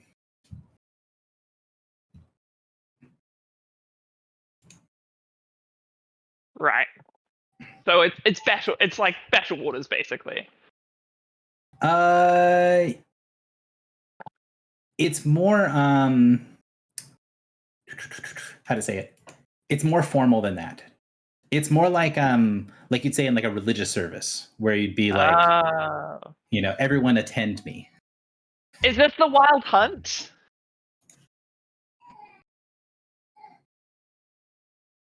More Right, in so I think- put the vision there, and I'll make a better version of the vision stuff for sharing. I wish I could share part of a Google Doc, but not the whole thing. Because that'd make my life so much easier. Definitely the Wild Hunt, guys. I do think it is wild. Okay, so I pasted the very bottom of that thing for the shared vision. And I should be able to take this and turn it into a heading. Yeah. Format, heading. It's not letting me do that.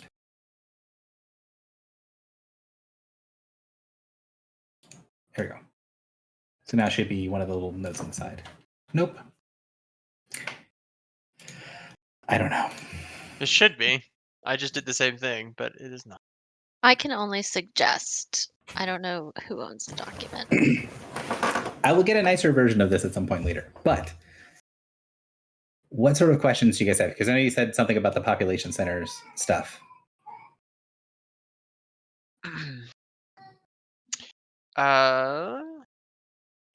Was there any visual element Oh, that I was- came with this vision? Like with when they were talking in like psionic communication, was there any visual element to that, or was it purely like we're just hearing voices? So there is. They are basically sitting in this seems like cavernous room that gives you the feeling of it both being underground and underwater. So it's like a cavern at the bottom of the ocean feeling. Oh, I bet And it's they're- where Gelthax from. Sorry. They're good. They're gathered around this table that has a stone outer side and then has this huge iron inset thing that is the device they're using for psionic communication. It's kind of understood in the thing that like they are using the device to speak psionically. Some of the people around the table might not be natively psionic. And they're inhabiting the forms of like mortal races. They look like they are mortals. Yeah. These were like cultists of the Star Shadows. They're like their avatars or something. Yeah, there is definitely a sense that this guy thinks and functions like a mortal person. He is like the head of the cult of Nihal.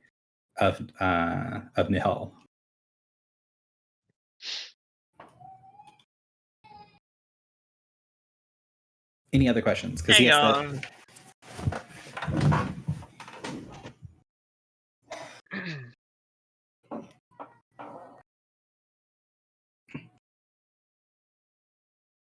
Yes, Foxy? Where's the text version of this? Sorry, I'm getting confused. It's in Prosperity. Oh, okay. there's the crappy version and then there's the Google document version right below it. Yeah. No, click on the that's doc. Oh, to the bottom. Okay, to the bottom. Bottom. Yep, that's why I'm confused. And we put a heading there, but it wouldn't let us. So What number vision are we looking at? 17. 17. 17.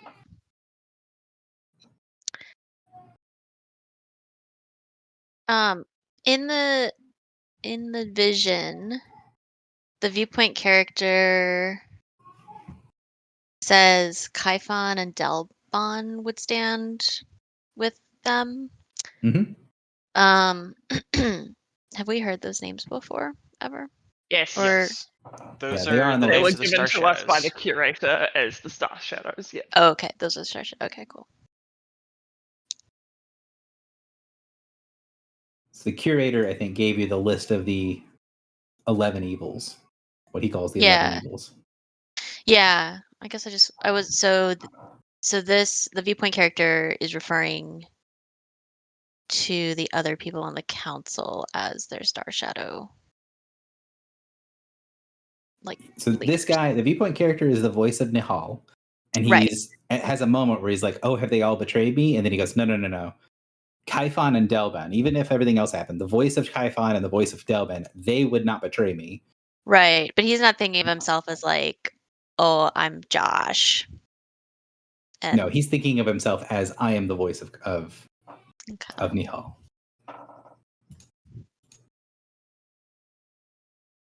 And you can tell he sorry. thinks of other people by title as well.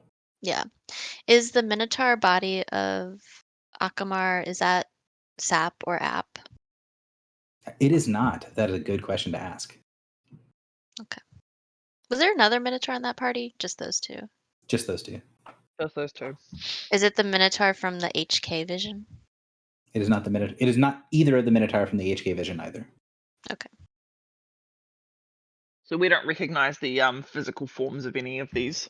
Yeah, if you guys would recognize any of the people, like as people, I would have included that as part of the vision. That's something you guys would recognize. Okay. The other reason I didn't say, "Hey, you know this is the Goblin," is because I didn't feel like I needed to say that was who that was.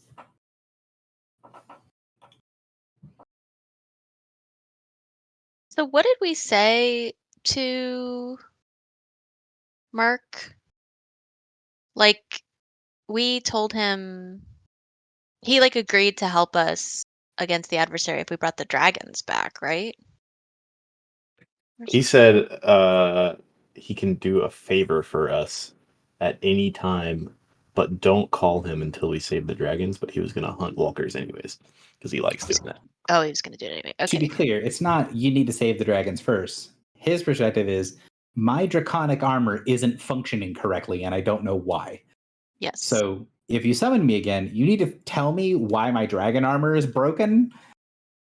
It would be nice if you'd fix it, but that's the piece of information you need to have. And if you summon me before you have that information, I'm probably just going to kill you. And we really don't know why that is, because Io's line is not broken because Aegis is alive.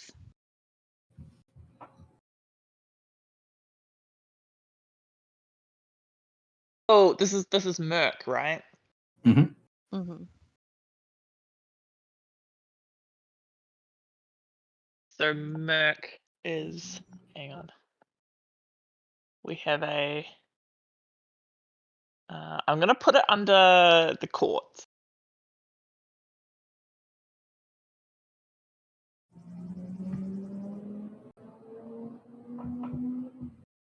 That's our crew stepping on the gas pedal. Mhm. When the voice of Nahal, at one moment they said that they changed their appearance so they could meet the eyes of everyone in the room. Is that them like taking on the shape of having eyes all over their body? Yep. He grows like half a dozen eyes on his face. Isn't there a Paragon path power that Paragon power that lets you do that? There is actually.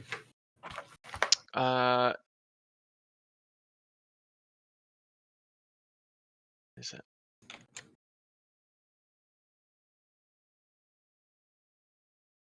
So the main perspective is the voice of Nahal. Is that right? Mhm.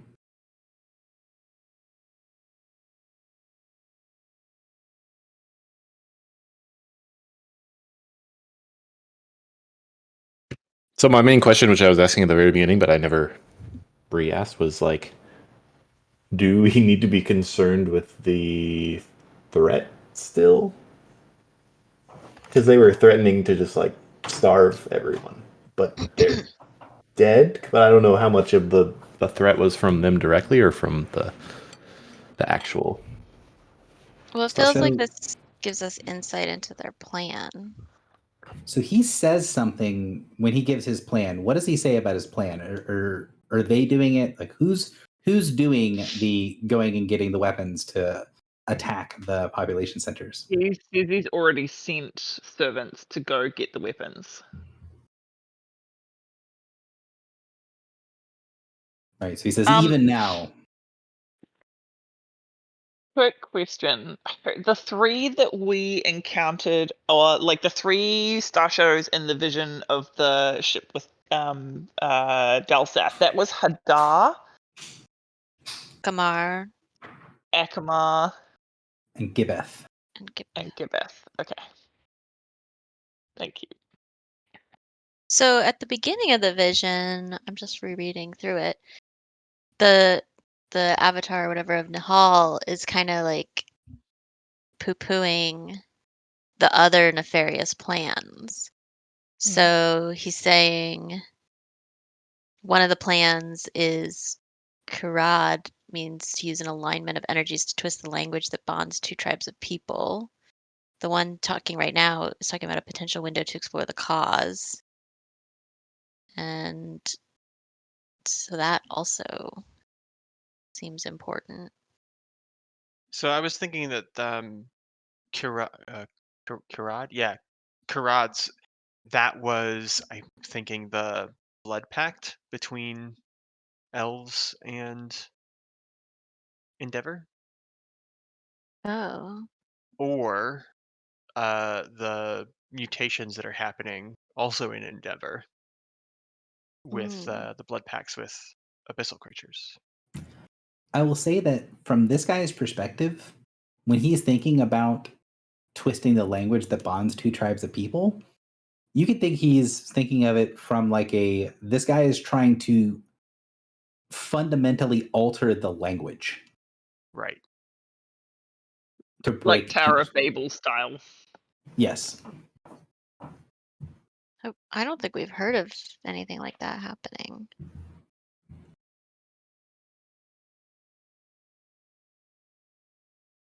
Well, he wants to twist a language that bonds two people. So the Mhm. bond already exists. Can I Right. question? How many people are sitting at the table?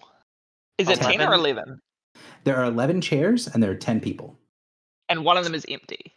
One of them is empty. The chair to the Okay. left of the speaker is empty. So we have the avatar of Nihal. Can we go through who's named and who's not? So he basically would only think about one of them as, other than the ones that are speakers, he thinks of himself as Nahal. He thinks of Akamar because Akamar is the one that sort of defies him. He thinks of Hadar because Hadar is the one that gave the thing that he thinks is nonsensical. He thinks Kaifan because Kaifan's the current speaker when the vision sort of starts. And then, Kirad is the one, not Hadar. Yeah, Hadar flinches when he says something. And then Kirad is the one that gave the plan for twisting languages. He can kind of, as he's going around, you can sort of get the ones that are here. And there is one that he doesn't look at or mention or think about. And that empty chair next to him is Pandorum. Okay.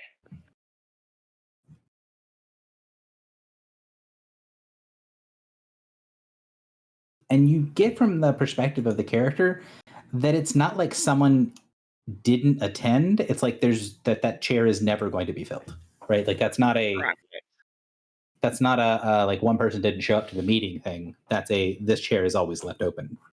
Yeah, 'cause Right. he says bringing the entire circle of 10 and none to heal. Yeah.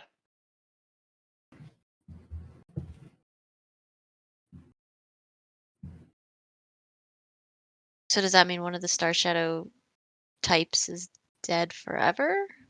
Or just doesn't work the same way that the other ones do. Yeah, Is it like true nothingness? maybe. The Adversary. existence of nothingness. I don't know if Is it that the makes sense. concept of oblivion? Yeah. Yeah, like Pandemanium. Feels like a little. Pandorum is what you said it Mhm. was. Yeah, Pandora. Pandorum is the one that is the empty seat.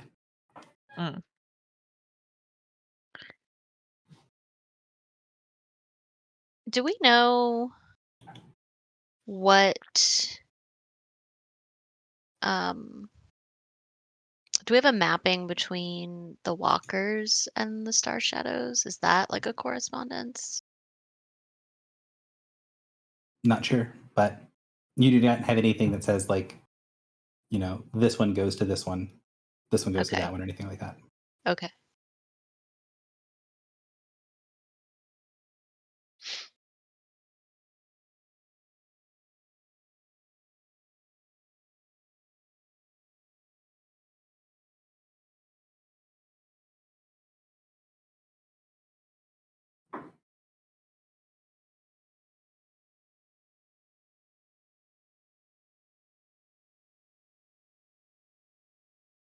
Any other questions about the vision? Or I should say, if you're done with asking questions about the vision, go ahead and shoot me a 1 in chat, and I'll wait for everyone to have said that they're good to go. Does Filibuster want to share what the translation of the comment at the end is? I guess, would Filibuster share is the question. What's the difference between want to and would? I would say yes, and he basically just said like, "Hey, get their heads. Let's what I assume we're gonna do some rituals and ask them some questions."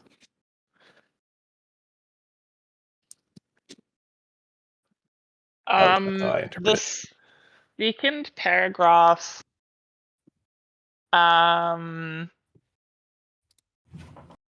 It says, glancing to your left, you see the glazed face of your subordinate gently rocking under her hood. That's the voice of Kaiphon, right? Mm-hmm. Right. Do we know what the So, pools like, of, when... Oh, sorry. No, you go. I was gonna ask if we know what the pools of our ments are, given that we're the viewpoint character. So he doesn't think about that. Like, thinks about something that he's very familiar with. So a place that he knows well. It is not something that you guys in character know, and it's not something that he would think about with enough context to know. But it is something that, with that thing, you'd be able to like find out more information at some point if you wanted to.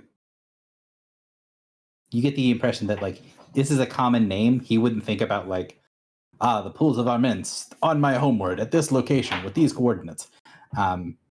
But it is something that he does use. Probably the that's not a personal name. That's the proper name for that place. So you'd be able to find it if you wanted to. Okay. Do we know? Like, I guess Haven is one of the like big agrarian areas, right? It's the breadbasket of the world, right? Mm-hmm. Are there other places that we would think of as like major food production? Not near where you guys are from, Okay. but where Drak is from. Yes, the southern part of the Shattered Plains is another big, like, agricultural food area. So, So good. yeah. Well, no, go ahead. Sorry. On the continent, there are basically 3 big places where there is a like farmland as far as the eye can see. There's farming everywhere, right? But like, it's the difference between having the Great Plains and the US, right? There's a difference between we have a farm and this is nothing but farms for hundreds of miles. And those 3 places are the interior of Grace, which is by far the smallest of the 3, and then the Shattered Plains to the south of Stratum, which is where Drak is from. And then the biggest one by a large margin are the plains to either side of the river at Haven. And you can expect that there's going to be places like that other places, but those are the 3 that you're familiar with. And one of those 3 can be recognizable in the images that you see when he pushes the population center images into the other people. And that one is the Shattered Plains south of Stratum. Okay. So, question. We are kind of technically level 14. Mm-hmm. Can I do a planar sending from here?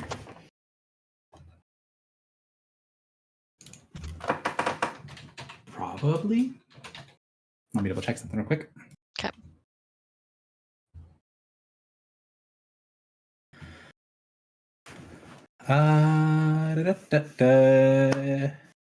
Yeah, so you have to know which plane. You have to know the person and the plane you're going for. But yes, you could do a planar sending. So I think, could I do a planar sending to on the material plane and let her know that we had this vision and that we think that these locations could be under attack? And can I also do that to Aegis at the plane of the Iron Tower? You can. The one thing with planar sending is it doesn't have the callback like normal sending does. So I don't know if they received it. They won't be able to speak back to you automatically. They would have to cast their own planar sending. Mhm. And yeah, you don't know if it goes or not. You send the message out, you don't know if they receive it. It has a little bit more limitations on Yeah. that sort of stuff than normal sending does. Okay. I still think that's a good idea. Do you guys, can you think of any other people we might want to planar send this info to? Hope. Hope. Yeah.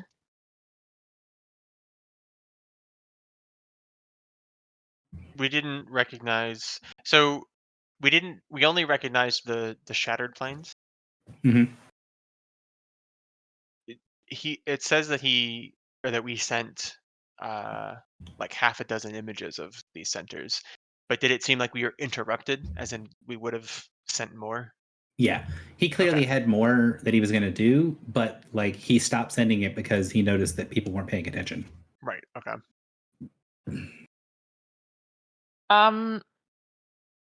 What, like, we've encountered the Forerunner's Curse. Like, what, can you refresh me? What is the Forerunner's Curse? Is that radioactive poisoning?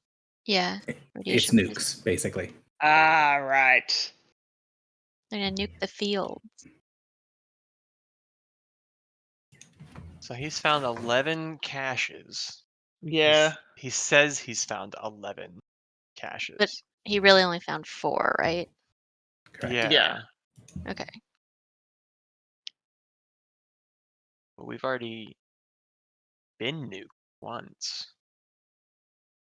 That's true. Is that one of the But that- found caches, or? I don't know. Well, the Baronies got nuked as well Mm-hmm. by the Night King? By the Whis. By the Weeks. Okay. I mean, working with the Night King, yes, but the Whis are the ones that have the weapons. Hmm.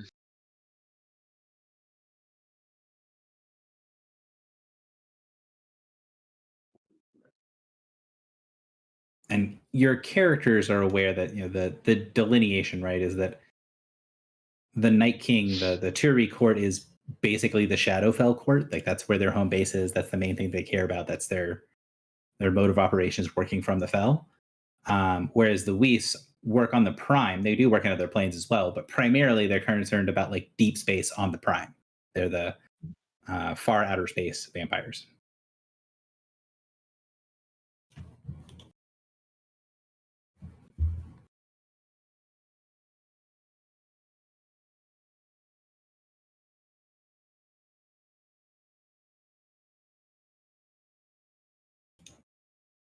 Any other questions from Griffle? Like I don't want to rush people, but Oh, sorry. I know you're holding on.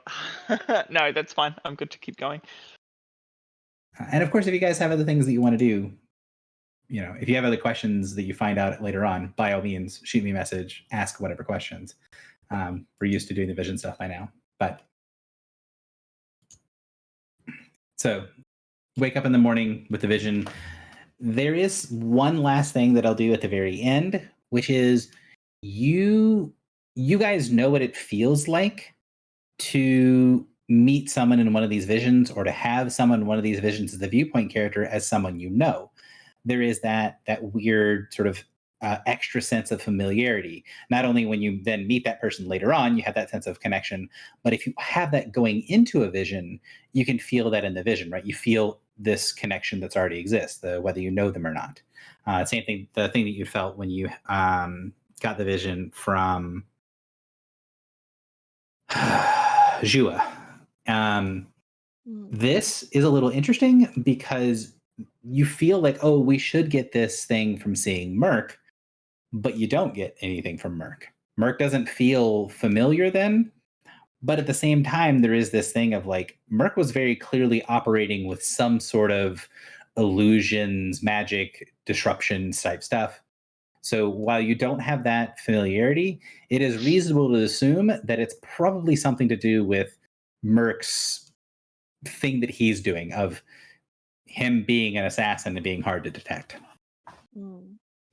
He also wouldn't like, what if it has something to do with like nature? He doesn't have nature, right?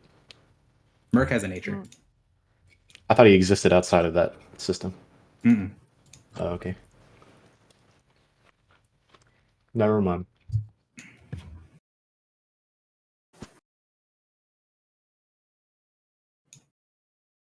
So you guys wake up, have this vision, have this thing, and have day 2 of the journey onward. The second day of the journey passes much as the first does. Does anyone have anything specific they want to do on day 2? Or I'm going to sort of assume that, you know, you guys are relaxing, doing your things, or if you have specific things you're doing from day 1 that they're continuing on to day 2.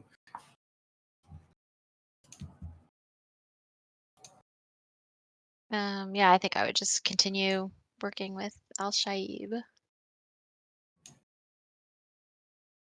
So the second day of going, you can see that a couple of the crew members that are off duty set up a table with colored stones, black and white stones, on the main deck of the ship, and using the flags, they start to play a game of stones with the other crew.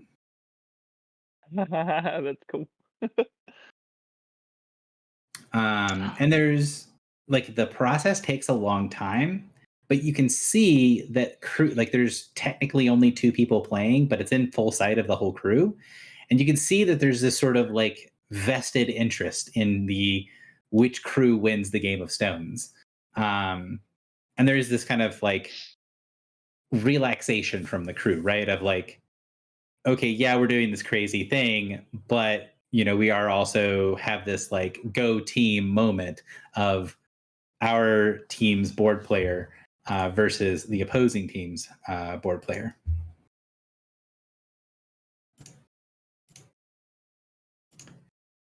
Do we now have access to like the security logs since we're quote unquote captains? You have access to all the security logs that have not been permanently deleted, which is most of them get deleted.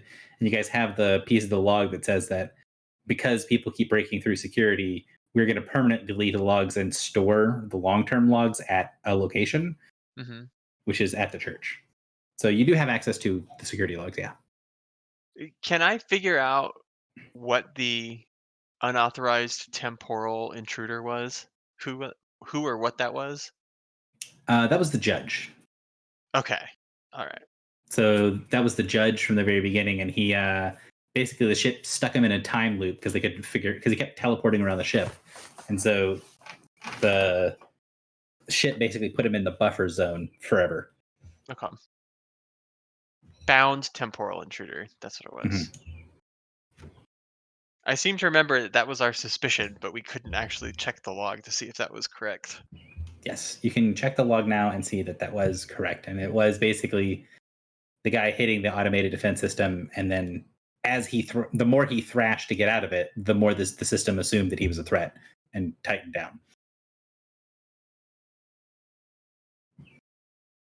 So second day, being out of the black passes. There's the game that happens, and pretty much as soon as the first Game of Stones ends, they immediately start another one with different players, and you can see that there's a whole system set up around the Master Gunner Gwynedd, who's the player for the second game, and the Yispengu, who's the quartermaster, or technically is the clerk, is the person that keeps track of all like the stuff, comes up on deck, pulls out something, and for a moment it's like you're not exactly sure what they're doing, and then you realize that they're starting to take bets. So this is turning into not just two players playing a game, but they're also now putting up bets and wagers, and the clerk of the ship sets up and becomes a bit of a bookie.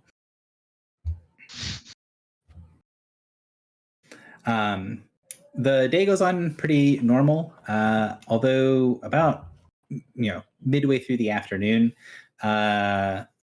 Misislav's wife comes up, and Poeth is going to try to find someone to talk to. You can tell that she's already had a conversation with somebody else, but that she then comes on board kind of looking a little out of her element, and then sees Morin on deck and walks up to Morin and says, "You to be captain, yes?"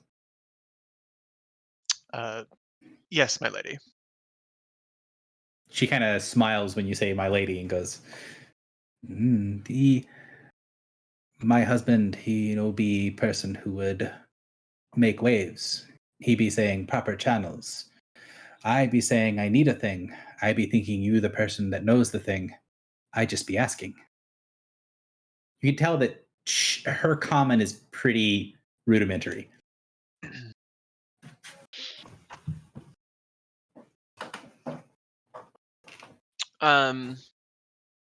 With the okay, maybe I'd see if she'd want to get the bosun to translate. What's her native language? Giant. Giant. I think I speak Giant. So, modern Orcish Giant is what she speaks, which is also what the bosun's main language. Okay. Yeah, I speak Modern Giant. So I think you speak Modern True Giant, which would get you quite close, but not perfect. Gotcha. So the bosun will kind of translate for her. They talk really quickly for a second. And then the bosun will kind of turn back towards you. He does still have some of the like affectation of being a giant native speaker, but he's a lot more clear than she is. And he says, "The lady do be concerned about where we be going, having no spirits. Her boy be about of an age to be having his own lerk, his own inner spirit. It do be important to have one for each of us. And she be saying that his lerk be strong, and she is concerned if he be out here in the black, that the lerk no be having a way to find him."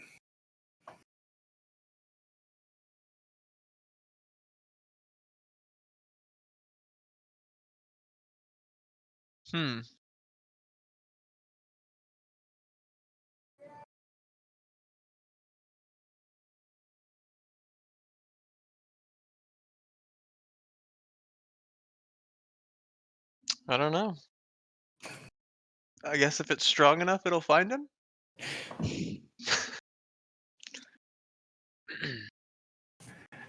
Is that the thing? Just, yeah, that's a problem. Shrug. Yeah. Well, I mean, we'll leave. We'll be done with this in like a week or two. Where can you find a Leric? Or where can a Leric find you? So the bosun will say, "It do be a thing of the reach. There be other places, of course, can be found, but people who do be born of the reach do be born with connections there." the land be part of us, be part of our spirit. And when we be coming of age, many of us be having a connection, be stronger, be the difference between a boy and a man. This boy, he be a potential vessel. And if he no be allowed to have his spirit, he be trapped as a boy and not be a man. Or if he be having a strong spirit, the lack of the spirit be leaving a hole in the man, and his life be draining out from his body into that hole until there's nothing left.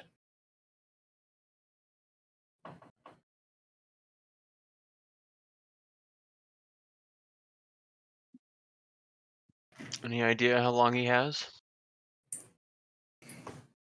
So he, translates back to Poeth and then turns back to you and says, "She be saying that the boy was on the cusp of being ready for the ritual, to be getting his own spirit, to be calling to the spirit to work at the connection. And she be thinking that it's a bit overdue. It should have been handled already by now. But we've been moving around, be one place, then be another. She'd be thinking that things would die down. She'd be able to go home soon. Now we be going further and further out into the black. And we be needing to go back the same way, methinks. And from the sayings, this be the first step of a long journey." I mean, this is basically exactly what happened with Clotho's vessel, right? Yeah, the baby. So could we talk to Sharp Prey and see if they could temporarily bond? Like, remember that was like a whole thing, like be like a placeholder. Mm-hmm. So could Sharp Prey be a placeholder? So you summon up Sharp Prey. Yeah. Okay. So what do you want to say to Sharp Prey? Like, he looks around. You can see that the Poeth looks very diffident towards Sharp Prey. Like, there's definitely, she respects the crew people and has like respect for the leadership of the crew and stuff. Mhm. But there's more like reverence towards Sharp Prey when it pops onto the board, pops onto the ship. Okay. So she's like, okay. Is her son? What's her son's name? Weirdly, I keep looking that up and I don't have it written. I don't think it's Okay. in the vision. It's not in the vision, and I have his name written down somewhere, but for some strange reason, it's not on my master list of NPCs. So I'm going to have to locate his name at some point. I know he has a name. I just don't. For whatever reason, I can't find it. Okay. What were we using for NPCs we don't know? Sarah. Okay. So can I say to Sharp Prey, what was it called? Was it like he's an Oddlier and he needs a Lyric? Was that what it's called? Yes. Mhm. Okay. So can I say to Sharp Prey, this boy has an Oddlier that needs to find a Lyric.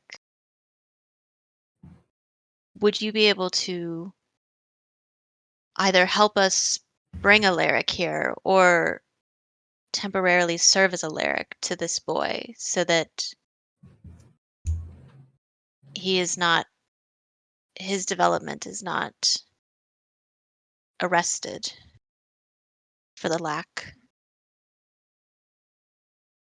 So Sharp Prey will kind of peck around, look around the boy, and then say, "Not nature to find more, but not against nature either. Could help. Boy has predator spirit, but is strong. I cannot be predator spirit for boy." See, do you know could you find Predator Spirit? Looks around, kind of looking around at the just darkness and stars all around the ship. Not here. Mirror's far. Mirror's blank here. Mm.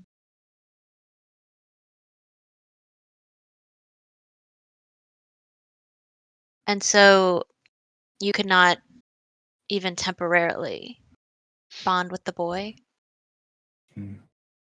Can keep boy alive, but not much else.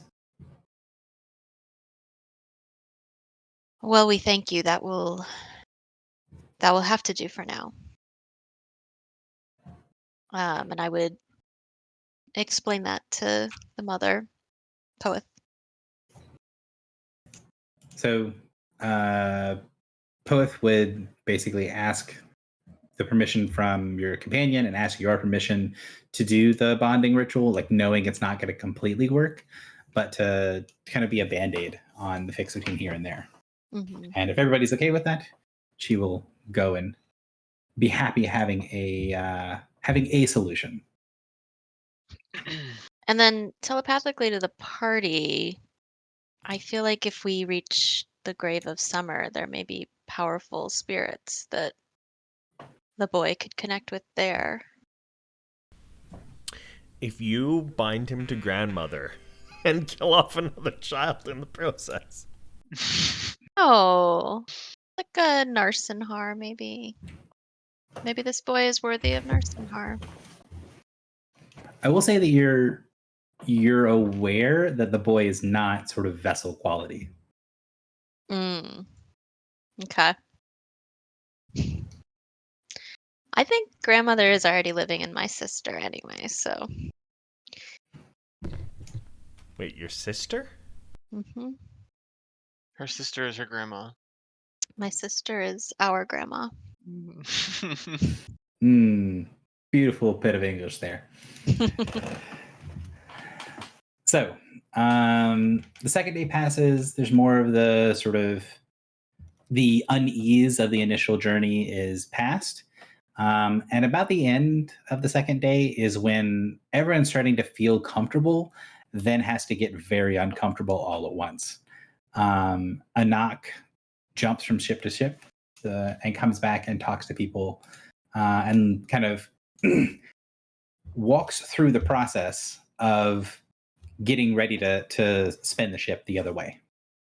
Basically, you've made it to the halfway point of the journey. It's now time to reverse course and accelerate in the opposite direction. So I will say that your crew being very inexperienced at this, but having someone who is experienced along there with you guys, Anak is going to stay there until the maneuver is complete. And having her around, she can make it to where effectively there's no die rolls for this. But if you guys did not have her, there would be die rolls for this. And when you guys do other sort of space maneuvering, there will be die rolls in the future, especially if for one reason or other, if you do not have the other ship with you. Gary you is guys- making it very clear that picking up the blacksmith's father in the future is going to have material rewards. Pretty much, right? He Sure. keeps putting these people in our path. Mm-hmm. And he's like, you didn't do it last time, so now you did it this time. These are all the cool things you get when you do that shit. Well, I want to go around to the crew between their shifts and remind them that the big talent show is tonight. And ask them to sign up for their time slots. they will do so. Did you? And if they Go ahead. if they need any items conjured from the player's handbook, they need to let me know in advance so that I can have that ready for them. Then they ask what a player's handbook is.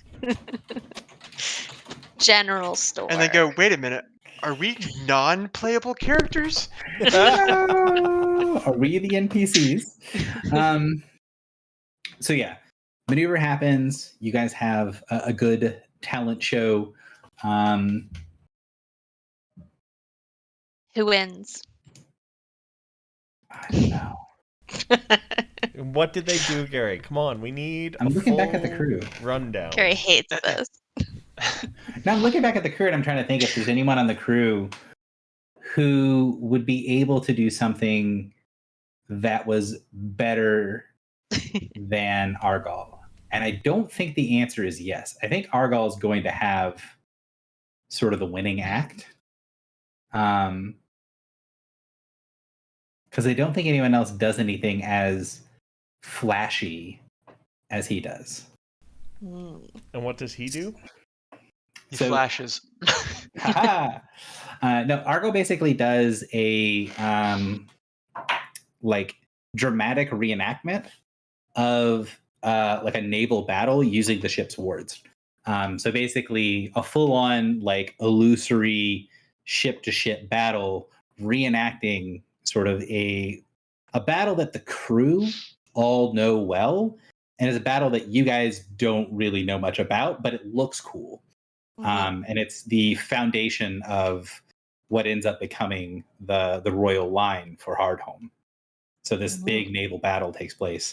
And he has like multicolored, like color-coded like ships and battles, and has the explanation and can walk through it and do all that sort of stuff. So the idea that this is kind of like an unfair comparison, because the only other person that can do something kind of on that same level would maybe be Hatterai, but like being flashy isn't Hatterai's cup of tea either. And while the other people do have like personal talents, it's kind of hard to compete with someone doing a full-on like war movie as their talent. Fair. Damn. And I was just gonna fly around on my spear. We got any religious then- folks in the audience? I then I will say I- that I reenact the Battle of Hardhome, pretending to be the ships involved in the conflict on my spear. I will say that there is this sort of weird moment at the end of the talent show where the first place prize goes to Argol, and there isn't like there's not enough formal stuff for it to be like an acceptance speech, but there is something that's said by the Master Gunner, by Gwynedd, who says that she was glad to see a presentation and see the reenactment of the shape of the way that the guns of old went, right? Like she's a naval officer whose thing is cannon and cannon fire. So like that was 100% aimed at her. And there is this moment where she says, I'm glad I got to see it, but I'm also glad you could see to show it to me.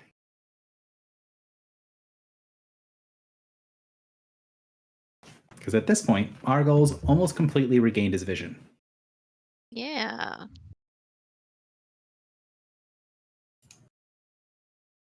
So, second day passes, the reverse thrusters happen, and that sort of stuff.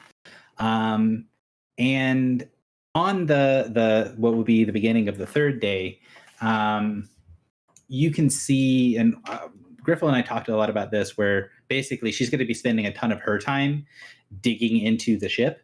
And I have a ton of notes that I need to translate into being player facing for her. But that's a lot of what she's doing. And this is the point in the trip where Griffel's you will get to the point of the notes and stuff of being able to figure out the ship's sensors and how the ship's sensors can alter based on the fact that you're in the cause. Ooh. And there is a moment before it blips out that you realize that one of the way that the ship functions, right? The beacon, right? To be able to sense things. If you remember, like it can sense like 50 miles through air. It can only sense like 2 miles through water and only like a mile or half a mile through stone. Again, the fact that you're in a vacuum, you can push the sensors a lot further than they would be able to go. But basically, as soon as they touch anything, rather than getting like a circle of being able to see everything inside of it, it's more like a ping. And as soon as it hits something that triggers it, it just collapses and you have to redo it again. So like it's not super stable, but you can use it to send out a ping about once a minute to get you, is there anything that triggers the sensors in long distance? And on day 3, you send out the ping and it hits something behind you. And when it does, it sends this sort of ripple of sensation through the ship. And then when you send the ping out again the second time, not only is it gone, but it's past where it was.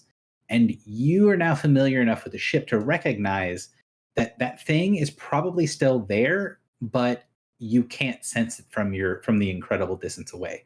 So it probably got pinged the first time and then was able to hide itself from the second ping. Oh. And when you say behind us, that's in the direction that we're traveling because we've turned around, right? In the direction, not in the direction the ship is facing, between you guys and Tantarus. We've passed it. Yeah, you have passed it, and it does seem to be either something is behind you or something is crossing the channel that you guys have left, or something along those lines. But you did sense it at one point. And then tinkering with the sensors for the rest of the day, you can sense that after you kind of get it acclimated of like, okay, this is where everything is. When the sensors go out, when they get to the edge of the cylinder, right, where the dust still is there from the cause, the sensor basically, the first couple of times it gets there, it just immediately collapses. And it takes a lot of effort to get it to go, okay, ignore the dust and keep going. Where it doesn't get very far into the dust, and then it sends you back a ping.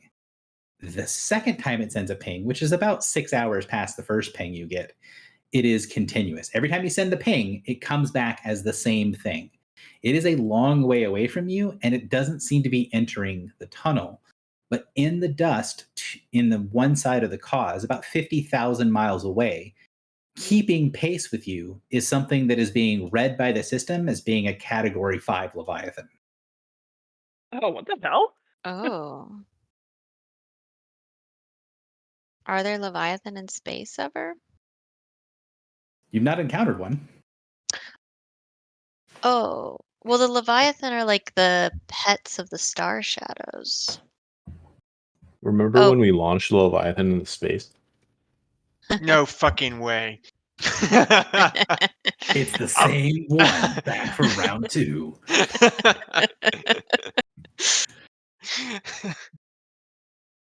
So what would you do? You can see that there is something. Your ship sensors aren't close enough to be able to get anything like a visual reading on it.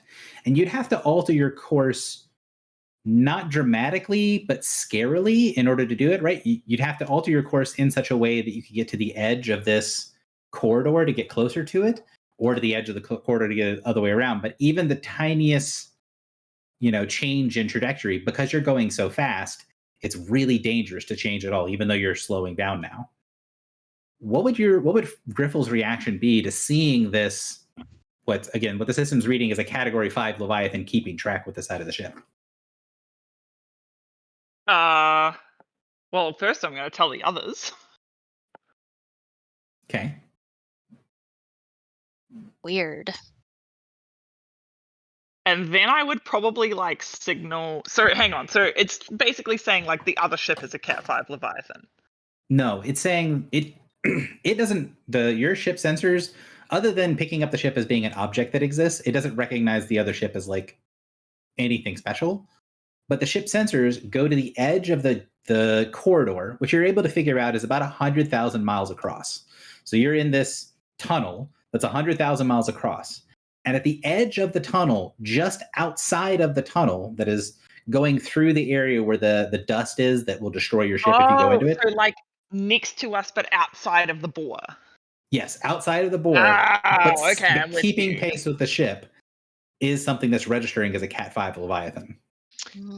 We have encountered a Cat 5 before, correct? No. No, Cat No. 4. Okay, and we've Dark encountered. light. Yeah, and the ship is not recognizing it as a dark light, right? Or is it? It does not. It is not recognizing it. That being said, Griffle is aware that because it is so far away, it would not really be able to give much information. It's just giving a size reading. It's not giving anything else other than this thing is really big. And it was a Cat 4 that we sent Mhm. into a sun. Correct. It The grew. only time you guys had any interaction with Cat 5 was very indirect, because in the vision where you saw what happened when the Battle of Hardhome was lost, there was the thing teleporting through, and there was the moment of like, well, there's a bunch of Cat 4 Leviathans working together. What can get them to work together? Oh, it's a Category 5 Leviathan. That's the only time you guys have had any mention of it, and you guys have no experience with one of them.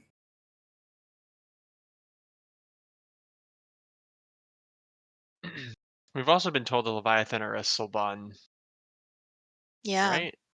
Yeah. Mhm. Wait, so how far away is this thing? About Sorry. 50,000 miles. 50,000 miles. But it's moving as fast as we are, so it kind of feels like if it could cross the border, it could reach us. hmm Okay. And I Does will the say that Griffle can realize when I say that when you say that it's keeping pace, it's not exactly keeping pace. Like, it's not like a 1-to-1. It's not like it's not like the shadow of the ship or something like that. But every time the ping hits where it is, it's in the same region, and you guys are slowing down, so it's also slowing down. Mm-hmm.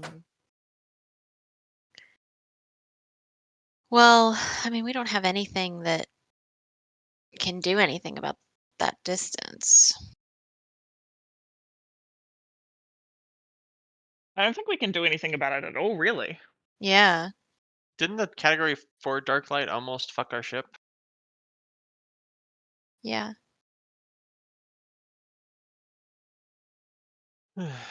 Fantastic. We could ask Gelthak.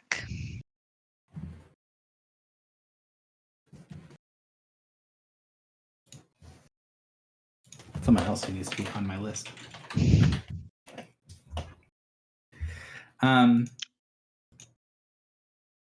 Would Galthak know if Leviathan are ever in outer space? His response to that would be that he knows that they're in the bottom of the water and they're in the real black. Is But he this the real doesn't- black? Yes, this is the real black that he's seen through the portals at the bottom of the ocean. Okay. So it's just like normal space life. Griffle, can you turn on deter? Oh yeah. It's worth giving. I mean, it doesn't cost us anything. It's worth a go. So you send out a sort of deter signal. Again, deter only works on a reasonably short range, Mhm. and you spent the day working on the sensors, and you can not have it work like a continuous effect like it normally does, but you can do what it does with the detection sensors, which is basically send out a ping of like a poke to go away. When you send out the deter signal, the next ping of detection gets that the creature moved away from the edge of the bore, but is still there and is now sort of moving, in multiple dimensions, like moving up, down, side to side. It's like moving around, testing the edge of stuff. So it's reacting to the deter, but it doesn't seem to be bothered by it. It looks more interested.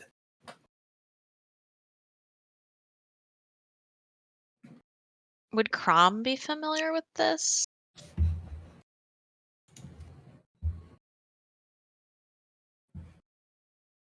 I can ask.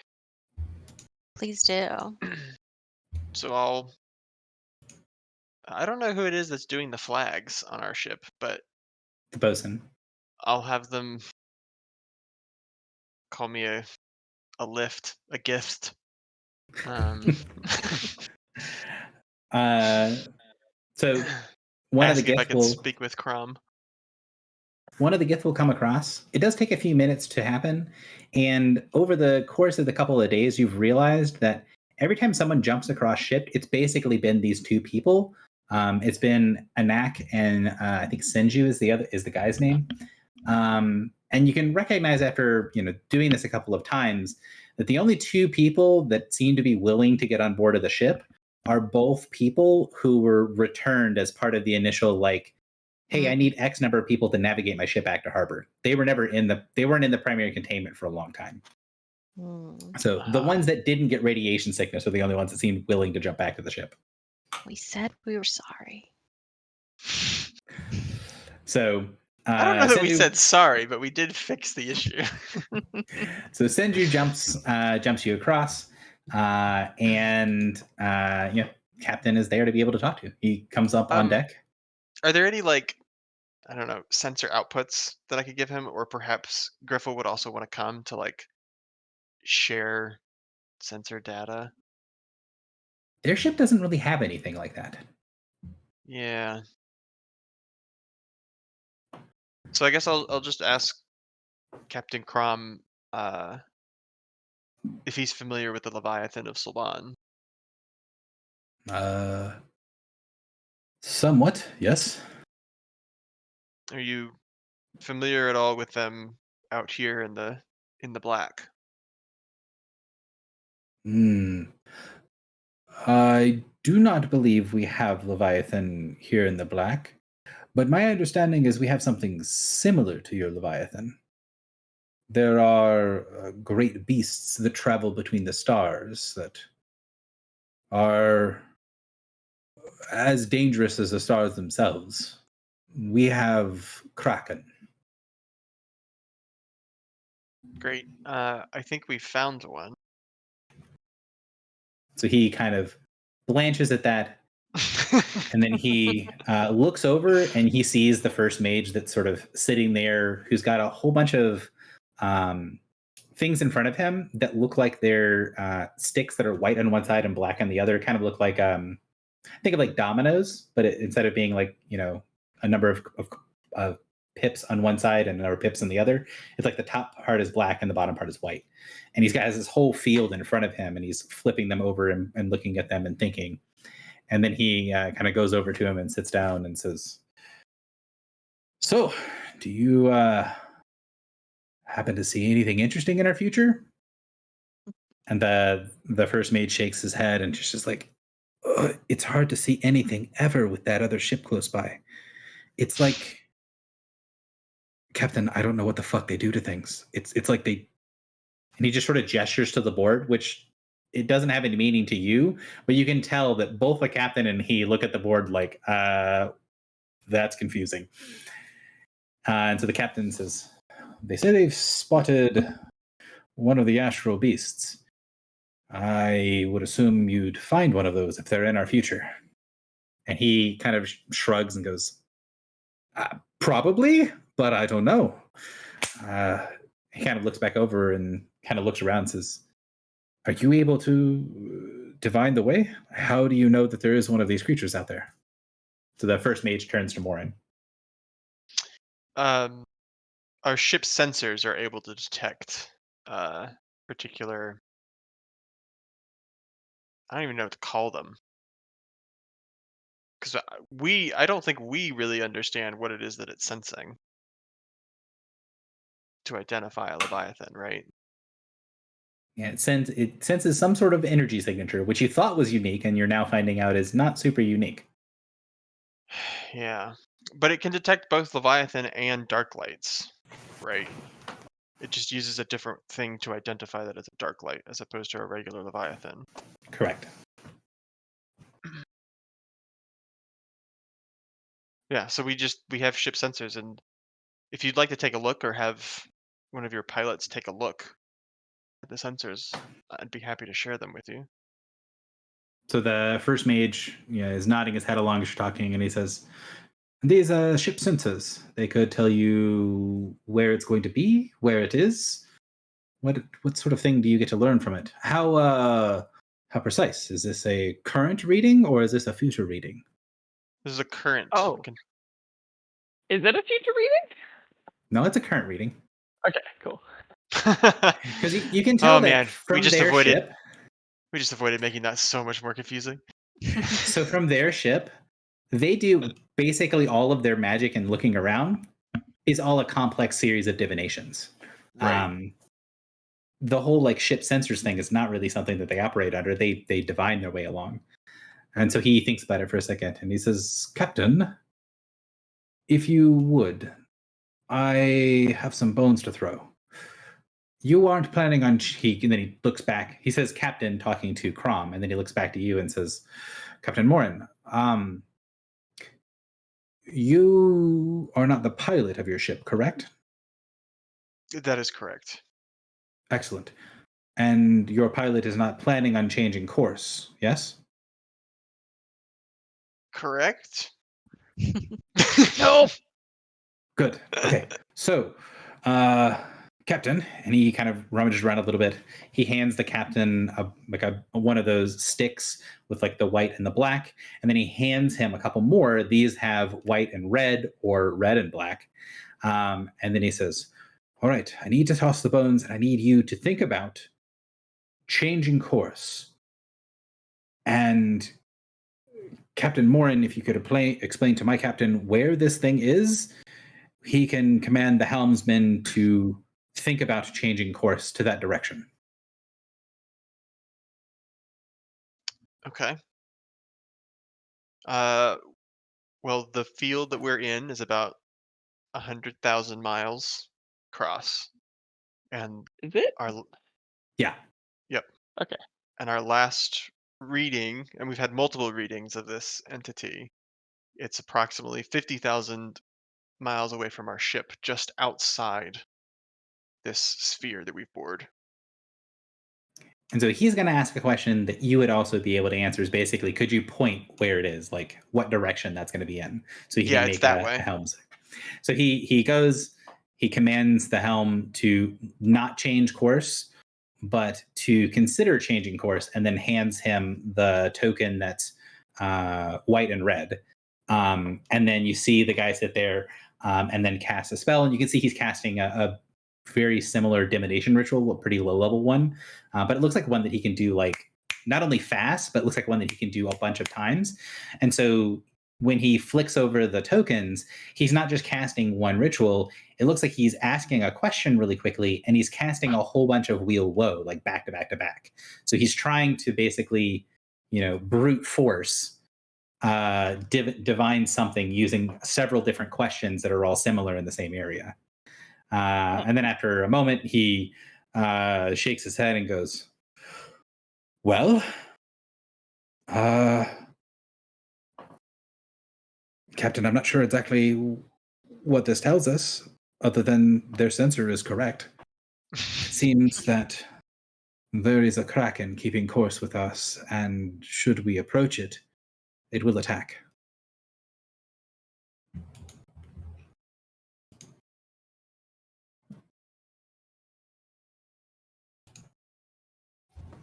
What can you tell me about these kraken?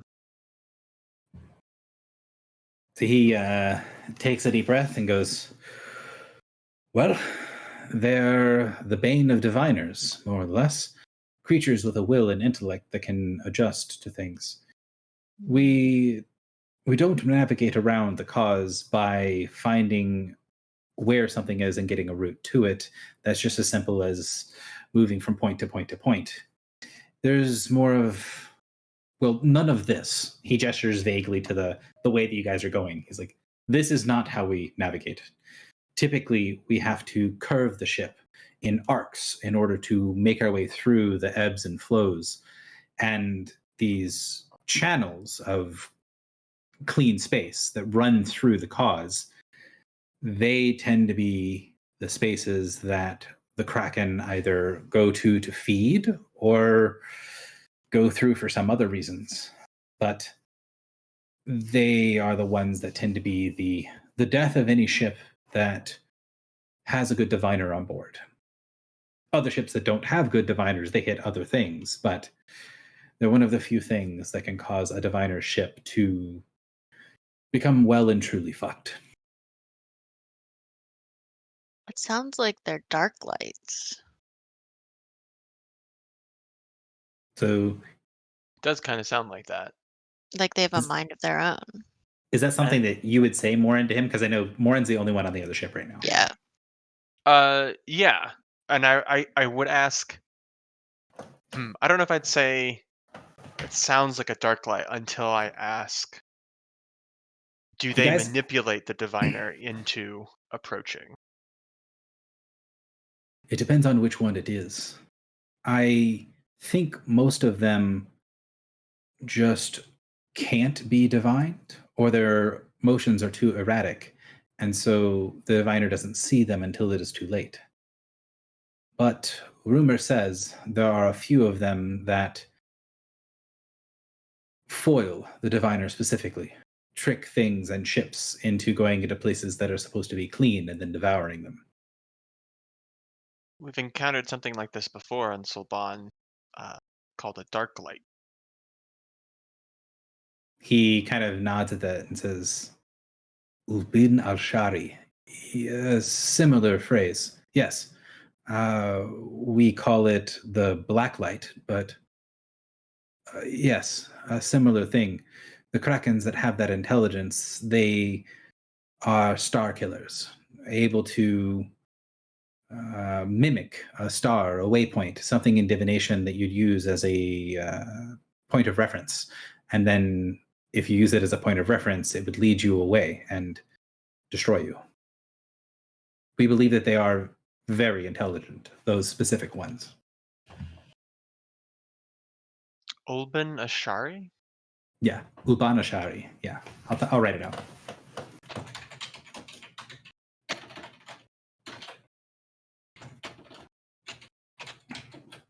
And it literally translates to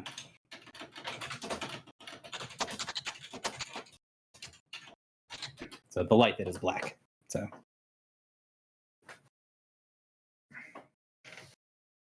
What language is that in? That's primordial, like- isn't it? Oh. yeah, it's in Primordial, primordial. Ulban. That's not one of the names of the Star Shadow, is it?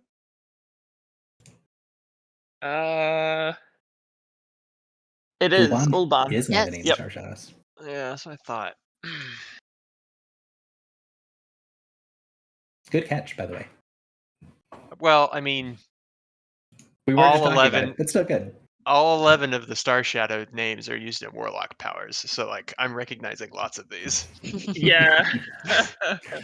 For unrelated reasons, it's mere coincidence. Close your And eyes. you get on my case about my fucking holy symbol that I don't even have anymore. Close your mind's eye to the memory of the Warlock in the New Year's Eve one shot. Do you guys remember one of many? You're the one that played it, but do you Mhm. remember? I played Do you it remember as what well. she was? Yeah, I know she was one of the. She was like a disciple had of a- Hadar or something, or Gabeth. It was one of the ones. One of the ones.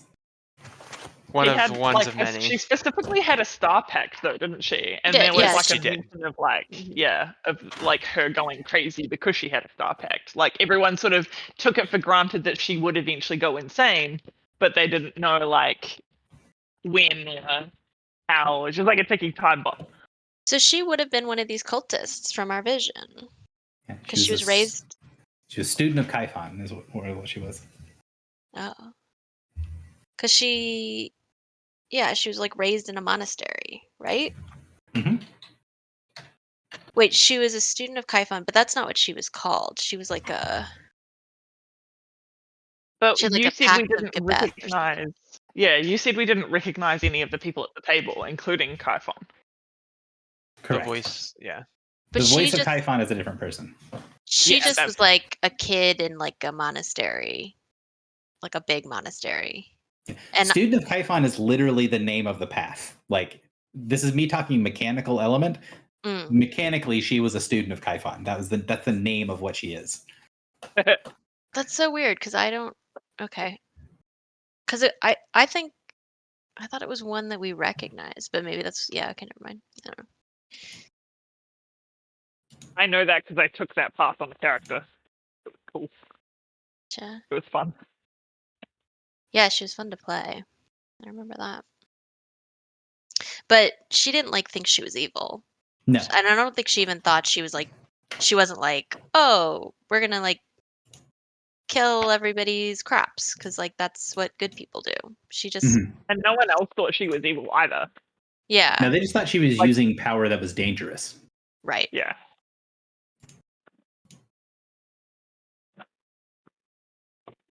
I don't know anything about that. Mm-mm. Definitely not. None of us. None Looks of us at are doing all of the weapons and Shadow Mantle was artifacts we're going to carrying. kill us. I'm pretty sure I talked Shadow Mantle out of killing all of us. And Griffle almost talked him back into it. So, Actually, I Uh, believe that the first thing I said was actually the initial thing that saved us. Thank you very much. I don't remember who it was, but I think it was Griffle that brought up the whole we were responsible for what happened in Silver Spire, which was the trigger for him to not immediately kill you. Yeah. Regardless, Well, kill some of us.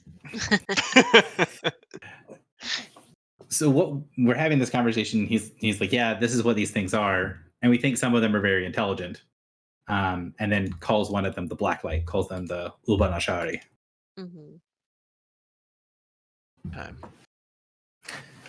I will say that talking with the first mage, his primordial isn't perfect, but it is way better than the captain's.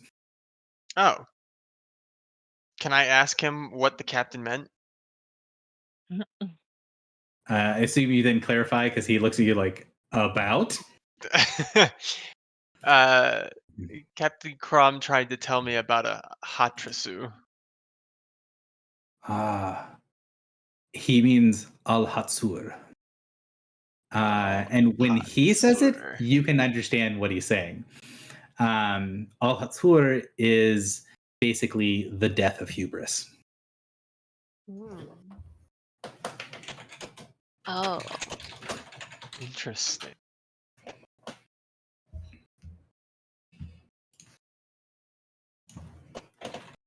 So, the death of hubris is the literal translation of Al Hatsur? Yeah. But it sort of means like there is a like cultural connotation that makes it sound less esoteric. It basically means like someone getting what they deserve. Like Mm-hmm. you brought this on yourself. Like you are doomed, but it was your own damn fault. Like that's the kind of idea of the death of hubris is you did something of incredible hubris and had consequences which were incredibly obvious and inevitable. Mm. Like she who walks on the wings of those who dream to fly. What? Or Sin the Sixth, arrogance. I was thinking about that actually. I thought I thought there was I thought there was something like that. The righteous know the scope of their worth and fulfill their role within it without reaching above to pretend they are more than they are not.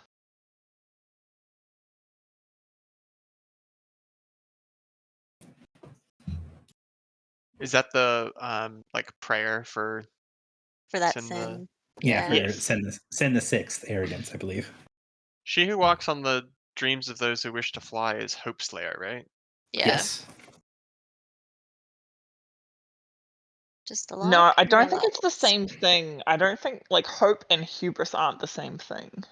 It's true, but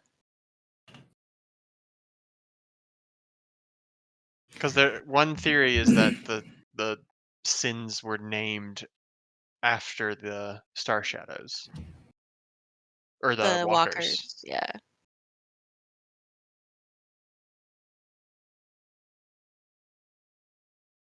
So I'm going to put this as in game. The guy is standing there and he's sort of like noticing you're having mental communication as the group is talking and through the helm and like mental communication being like, okay, when they get done talking. Well, I thank you for the correct term. correct name. So the first mage. Perhaps Captain Crumb can benefit from your understanding of the primordial language. So, And that was I'm intentionally ribbing Captain Crumb.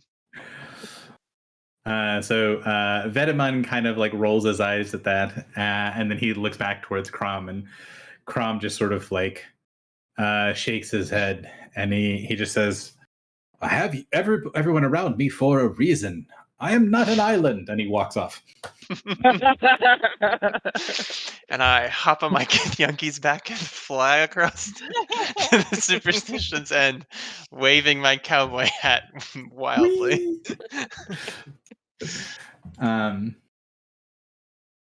So yeah,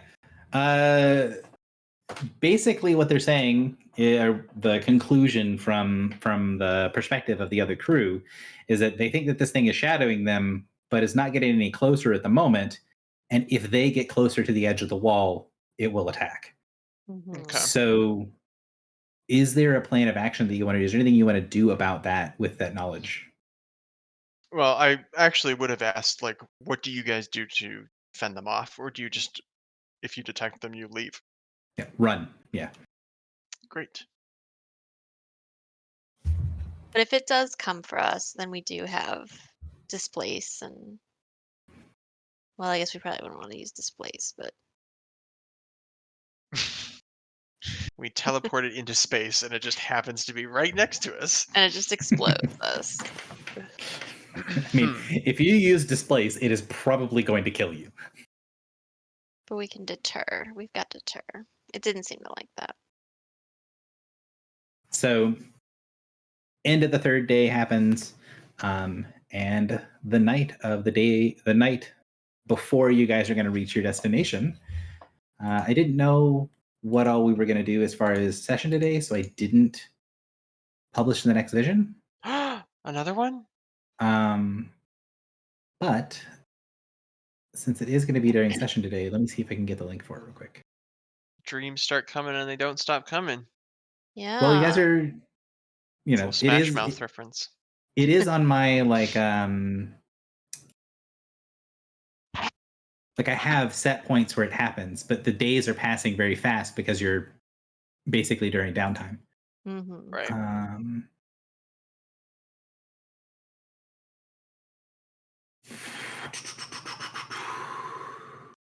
Is the next one 18? That seems wrong. Well, we just got 17. Yeah, did they go in order? Yeah, they're not necessarily in order, but this one might be. This might be 18. Might be the actual one that's next. Yeah, it looks like 18 is the one that's next. All right, so I will copy the link, send that over, and then I will copy and paste the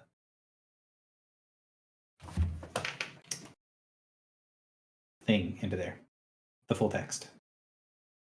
Thank you.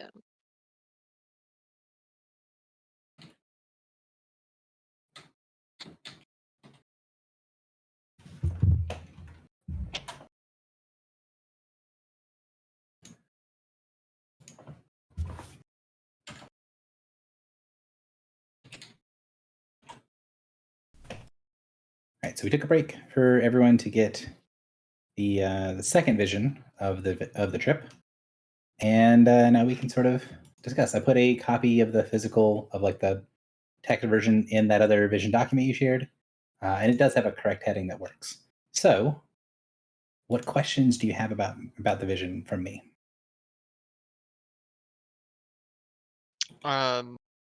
First question is Lachesis supposed to be Lachesin? So Lachesin is like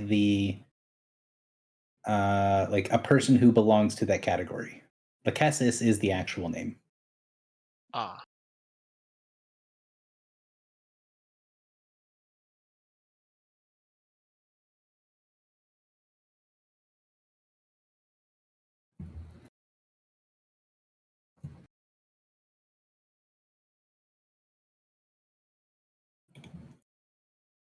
Any other questions?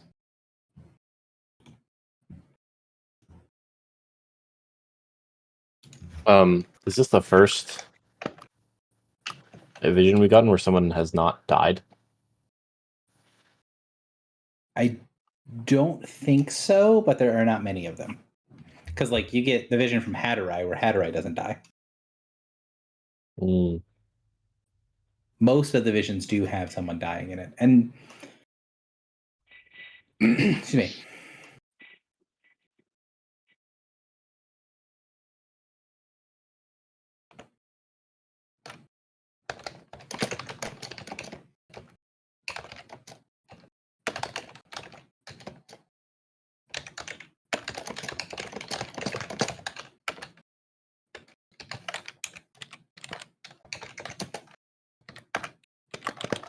So this person's name is Ailes.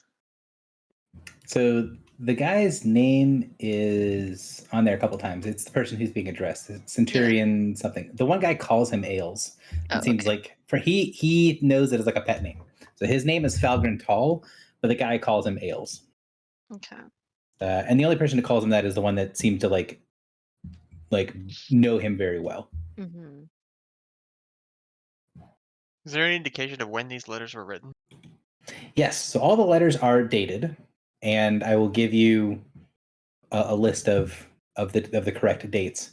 I didn't think we were going to get here because I was going to have a bunch of other downtime stuff, but I didn't plan it well enough, so I don't have it as part of the document yet. Okay. But yes, all of them are meticulously dated letters. So could you just tell us, like, is this happening like in a week from now, in a month from now, ballpark? This is happening in like a couple of weeks. Okay.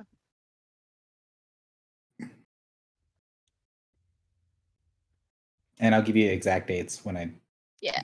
pull them from my notes correctly about when the date of the vision is and Mm-hmm. when the date of the final letter is.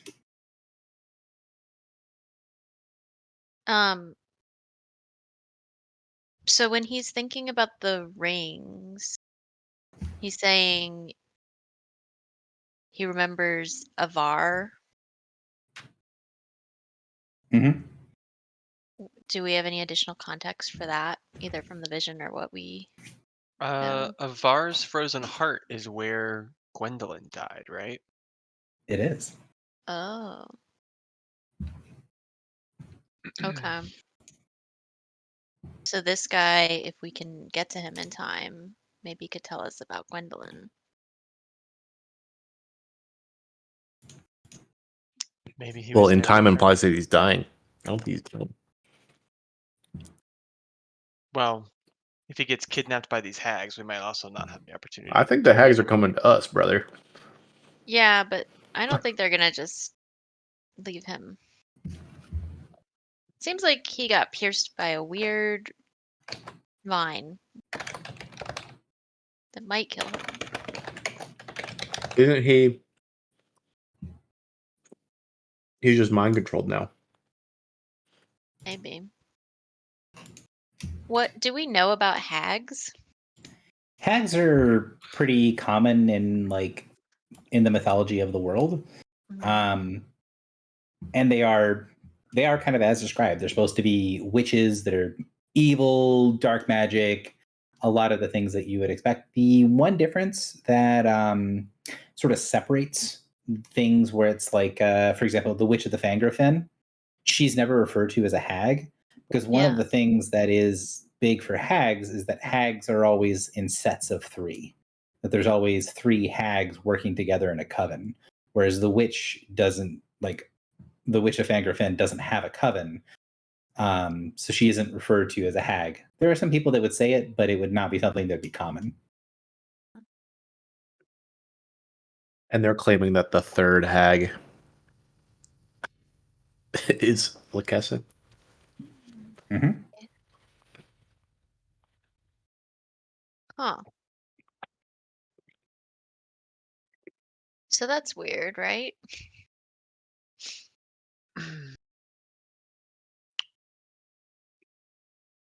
They have a bet that you can help our sister find the one that broke her sacred forbiddance. Oh, just give him Stole one and we'll be her okay. name.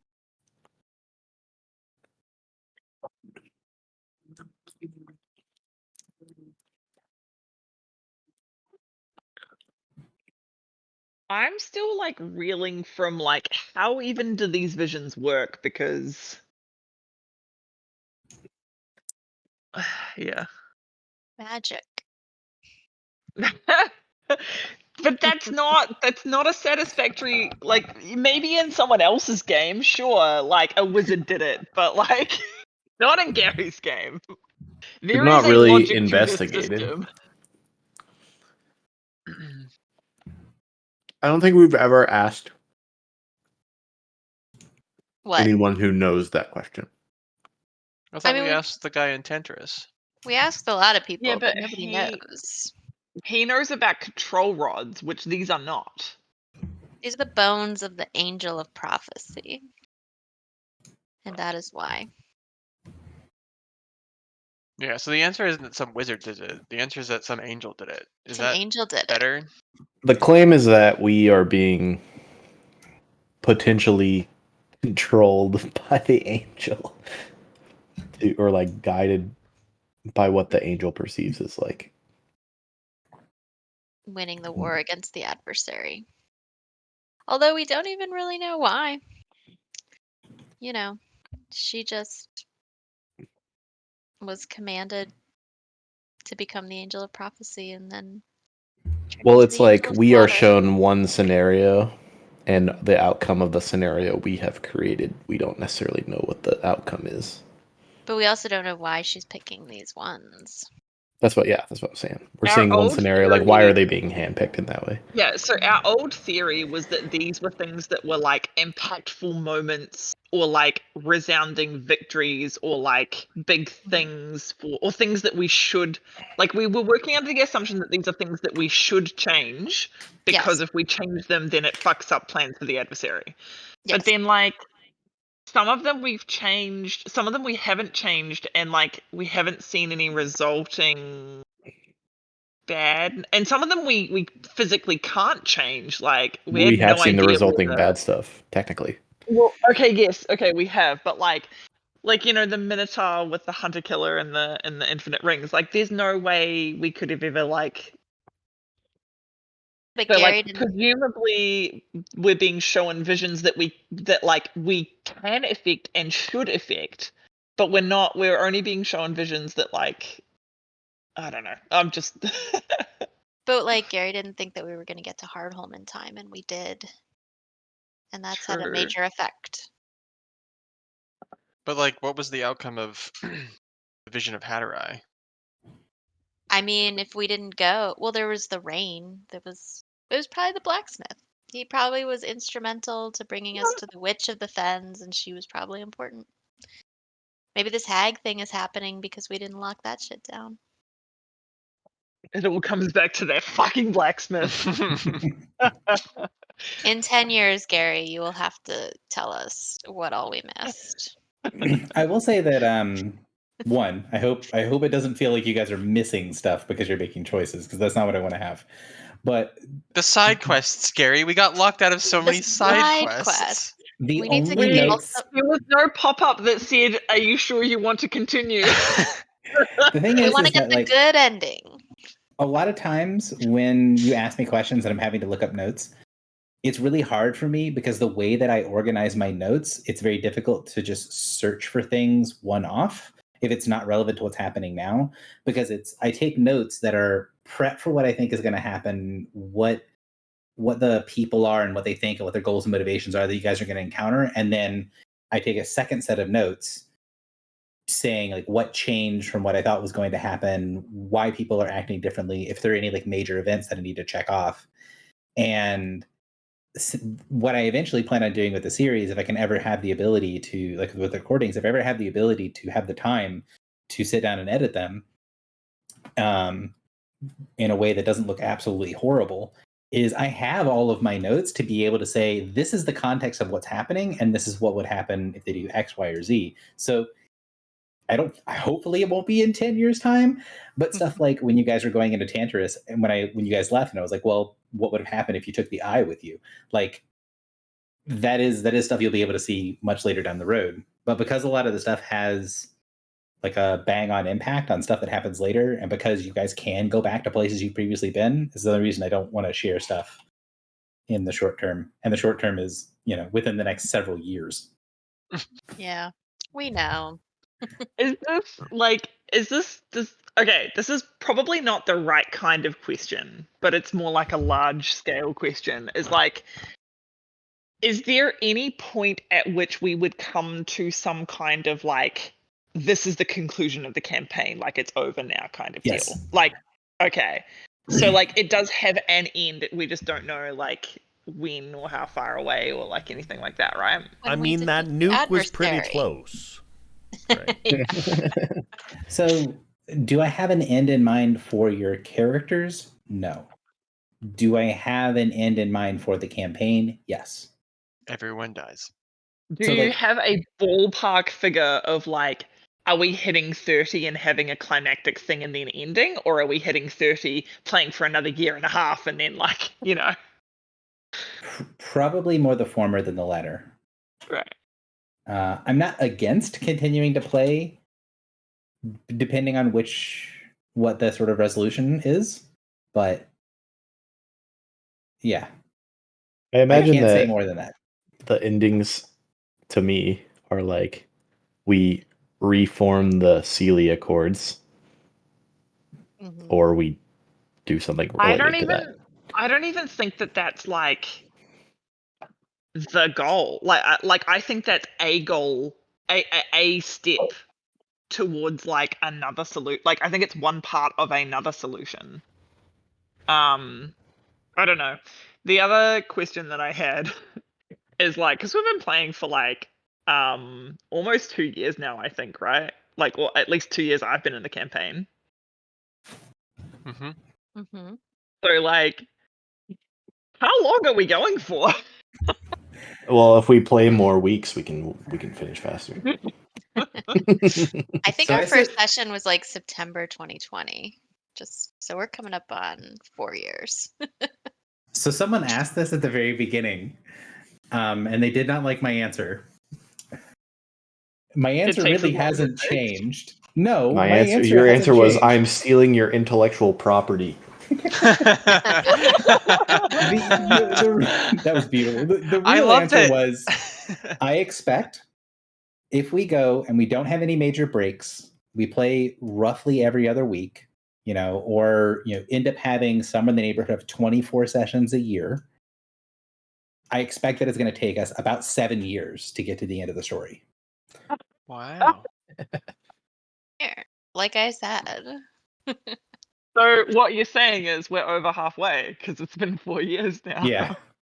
We But we are took over a few halfway. major breaks. But then we're But we're only not level at half 14, level. Gary. We're not at 15, Gary. Yeah. This is unreasonable. We can finish the Sorry. campaign before level 30. I mean, he's the one that made the timeline. We're the ones that have to stick to it.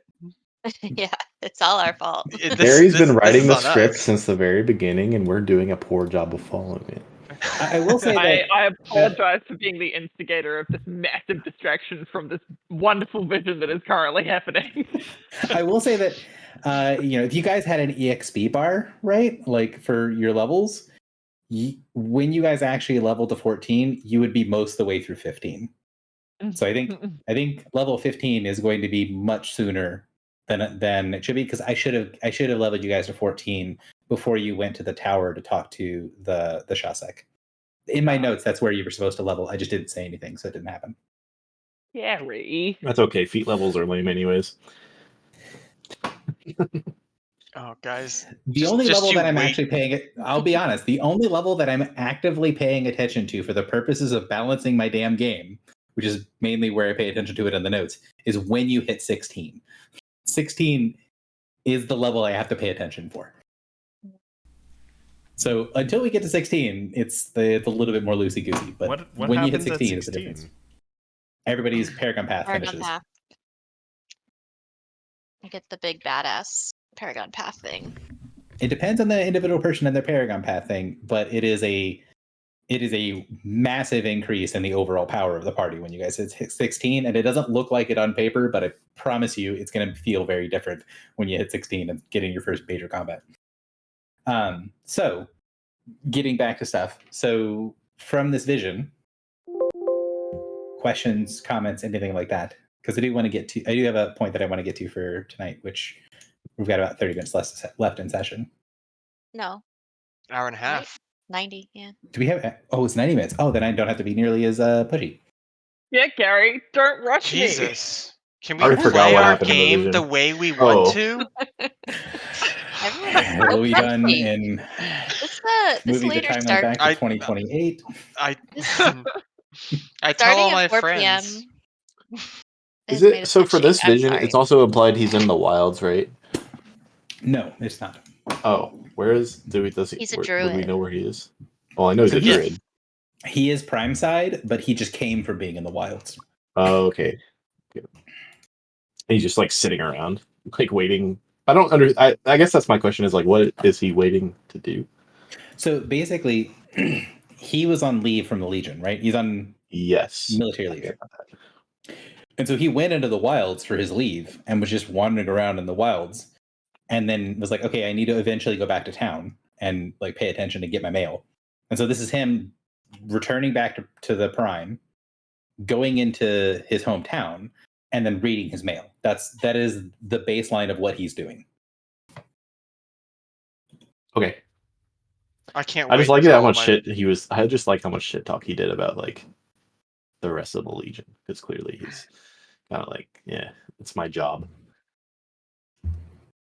That's 100% how I'm describing this episode to my friends who ask.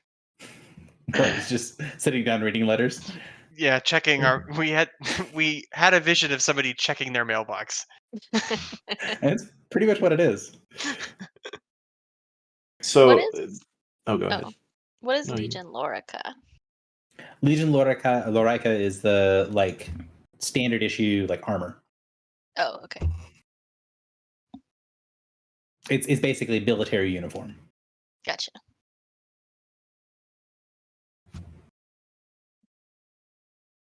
Oh, I did have one other question. Sorry.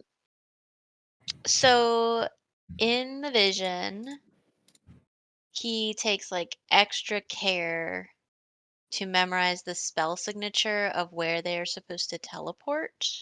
Mm-hmm. The To spin signature. dislocation. Yeah. Would I be able to know that? Yes. You'd be able to recognize it. And it is the Legion station that you guys went to in Grederick. Okay. So he So was we already supposed to rally could there. spin back there. Yeah. Mhm. So go ahead. Well, what was the date he was supposed to go there? He was supposed to go there when, if you look at it, he should have been there when you guys were there. Okay.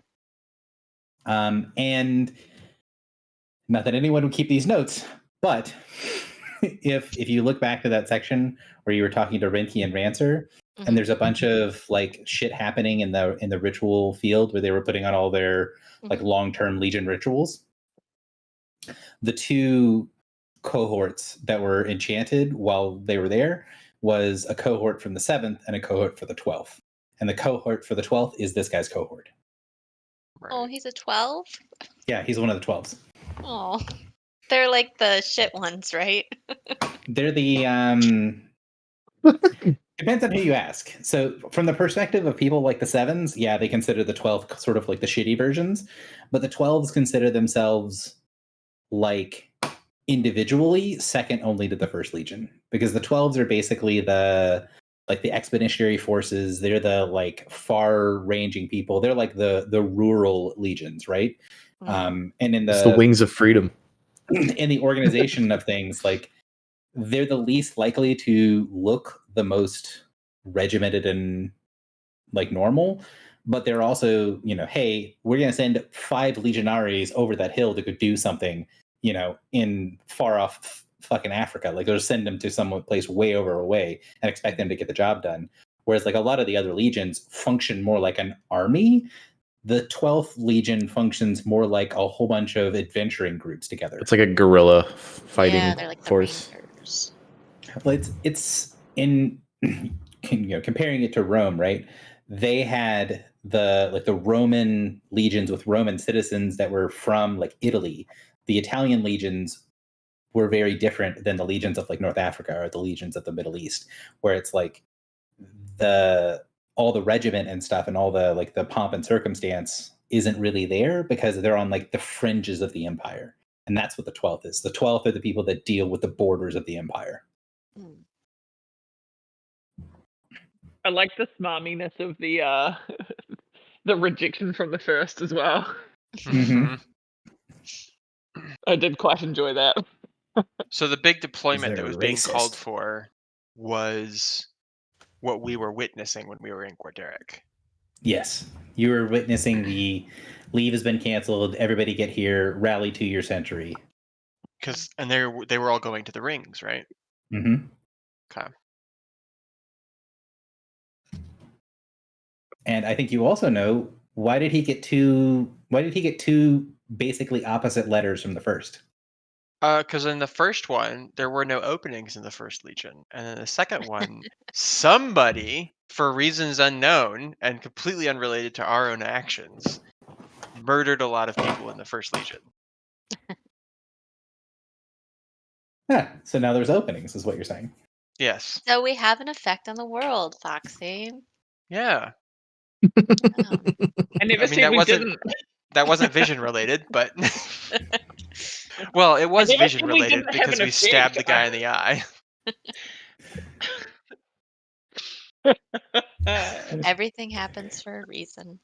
Do you know what someone said to me last night? Just quick aside. So like I went out for like a social thing, and someone who was sitting next to me and was completely like completely sincere was like telling about all of their like I've got like this chronic disease and this thing and this thing and this thing, and they're like, I've got all this shit wrong with me, but at least I can see. And then everyone just like looked at me, and then he looked at me, and then got this look of complete mortification on his face and was like, oh my god, I am so sorry. Please tell me you looked around and said, "Wait, who said that?" Yeah. Oh my god. As someone who's Boo. mostly blind without glasses, I You were like such a pointing that stuff. father.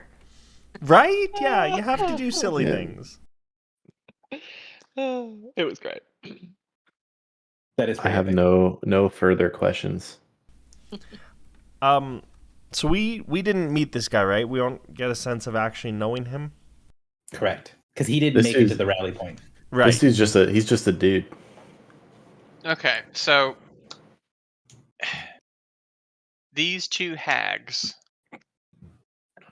They prefer ladies. Two? Who? There's There is two, a third right? one.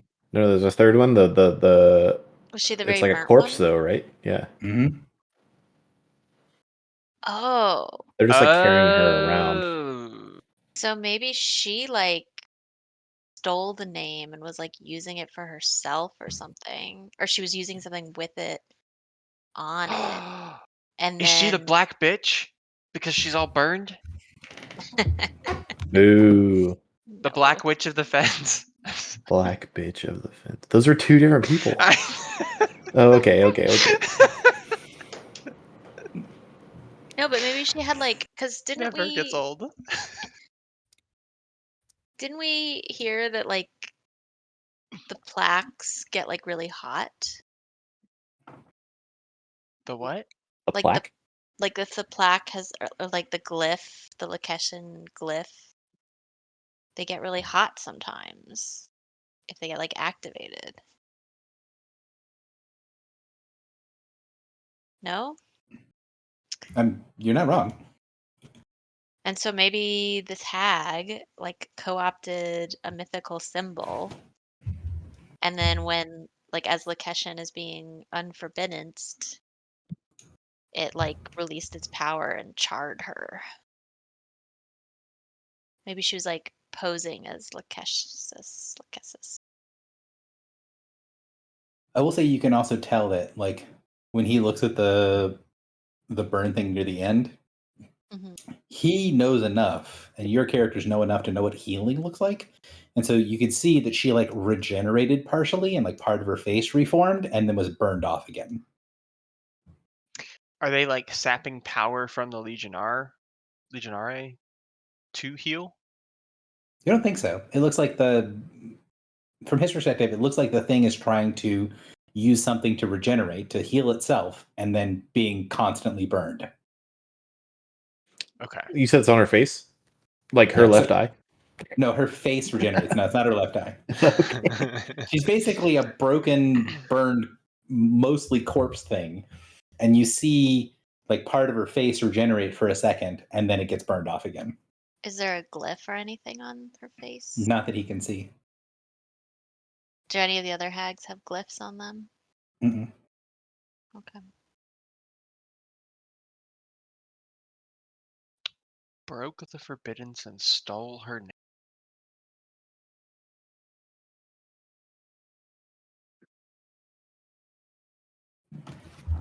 Now that extra line has one other piece in it that I think you guys are dancing around, but I'm not sure you're really catching.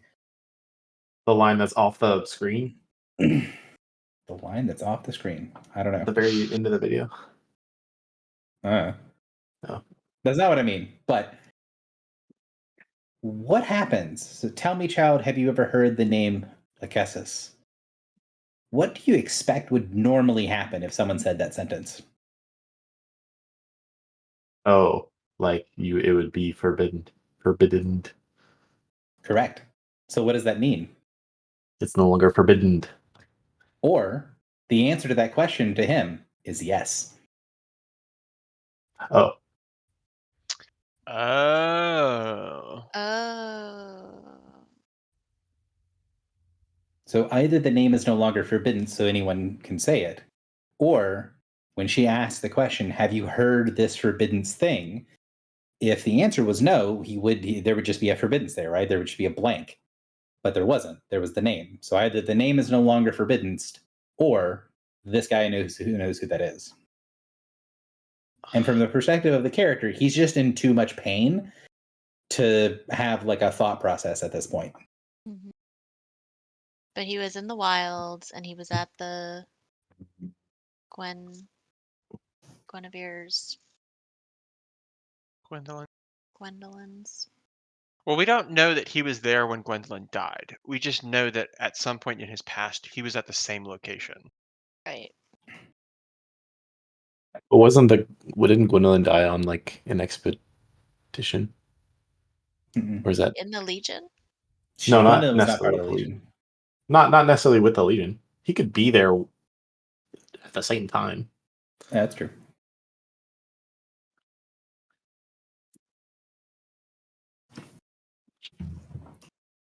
I'm also hoping that pretty soon, potentially tomorrow, depending on my timing, I might be able to get. I want to try to do like a master document and a master recordings list because I've been slowly recording the old visions that I didn't voice record as well, so that you guys can have a playlist of just here's all the visions. Cool. For that inevitable question of did someone die in every single one of them, or the guy that's watching the stuff, he was like, could you help me figure this, could you shoot this theory down for me? And he gave me a theory about how every vision is the potential for one of the vessels for summer being created or destroyed. Mm. That doesn't seem right. Viewer commentary. No. So, does anyone else have? Actually, I'm just going to go down the line. Griffle, do you have any other things that you want to discuss, except before we go to the next piece? None currently. Okay, Morin. What are the title? Are like Pillis Prior and things? Are those just titles? Pilus Prior is First Spear. So so he is the guy that you're getting perspective was. He is a centurion, so he's the head of a group of 100 men, in a fighting force of 80 with auxiliaries, and then the guy who is the centurion who is of the first century of the cohort. That's the Pilus Prior. That's the First Spear. He's basically, the one in charge of all the centurions. Effectively, this guy's direct superior. Okay. And that's why he's like, I don't remember him being first spear. That, but also you've figured this out from other people in the Legion, and when this guy does it, he rapidly goes through the names of the people in the Legion. Basically, everyone who's not in the First Legion knows the entire roster of the First Legion. Like, there is sort of like there's a stardom that comes with being a member of the First Legion, and every century and every cohort has its own like name and flag and identity, and they're all very individual isn't the right word, but there's like teams that people root for effectively. So like when he does that, he probably can't do that for his own Legion, but he could basically go, I know this guy's name, but he wasn't Pilus Prior, he wasn't First Spear. And so he like thinks about all the people in the First Legion, and then he gets down the middle roster and goes, wait a minute, no, he was a Centurion. He was the Centurion for the Breach Warden, which is the 4th century. What are the Breach Wardens? The Breach Wardens are the 4th century in First Cohort, First Legion. Oh, it's just what they're called. Yeah, just what they're called. Okay. What breach are they warding?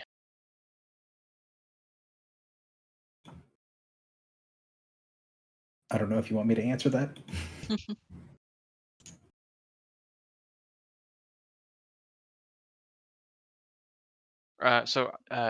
No further questions, Your Honor. Cool. Drak. No, I'm good. 1. Thank you. Philly. If you give me a second, I'll think of another one. Just kidding. Let's go. Okay. So come out of the vision, and on the 4th day, you know it's going to be a little bit before midday that you guys are making it to the location. But even as you guys are getting close to this spot, the star that you guys are getting close to is huge. You're getting closer to a star now than you've ever been on any of your being out of space stuff. And it takes up the entirety of the sky in that direction.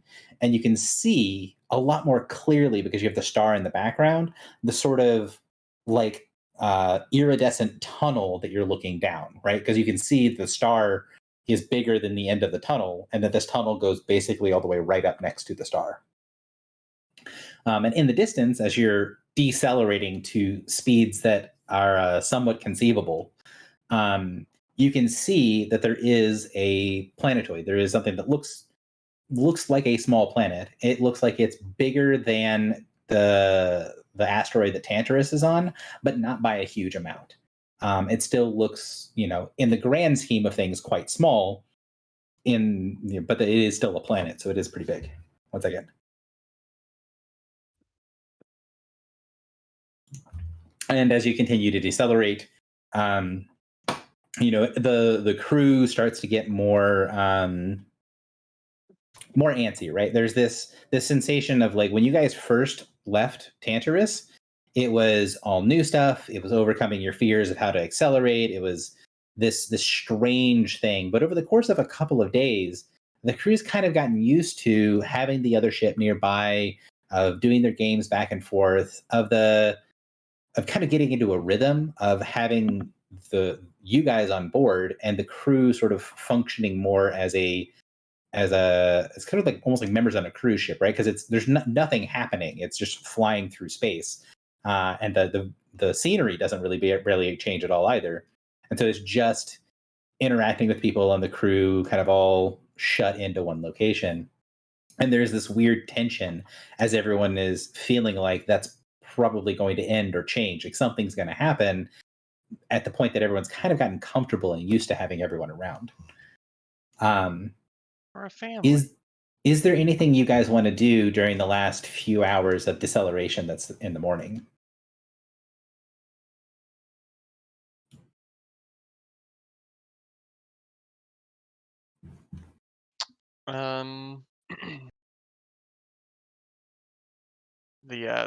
Our Kraken friend is still Still hanging there.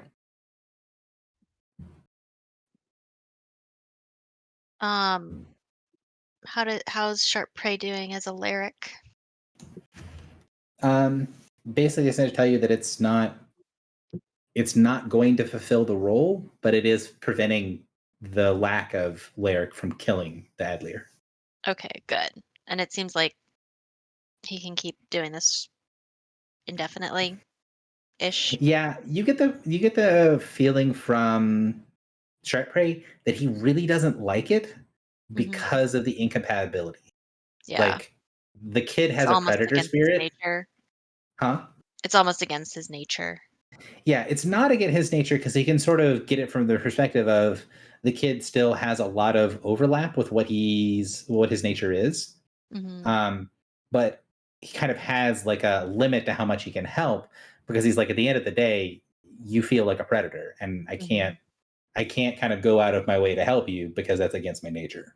Yeah. Gary, can you I never really fully understood the difference between a Lyric and an Oddlier. Can you give us a recap? So I kind of think of it as the purpose of like a male female port, if you sort of think of it like that. So the female port of the Adlier is the part of the soul that is ready to accept and sort of shaped to accept a Lyric. So Oh, okay. So and it's then- like the potential of having this thing, and then the connection is made sometime around puberty, right? yeah. So Right. and then basically you have to find two things that fit together, and it's not like an exact thing. It's not like there's only one Lyric for every Adlier, but you can't. There are some that fit and there are some that don't fit, and there's some that fit better and there are some that don't fit as well, right? Like it's more complex than just, you're a type 1, you get a type 1 spirit or something like that. Does that make more sense? Yeah.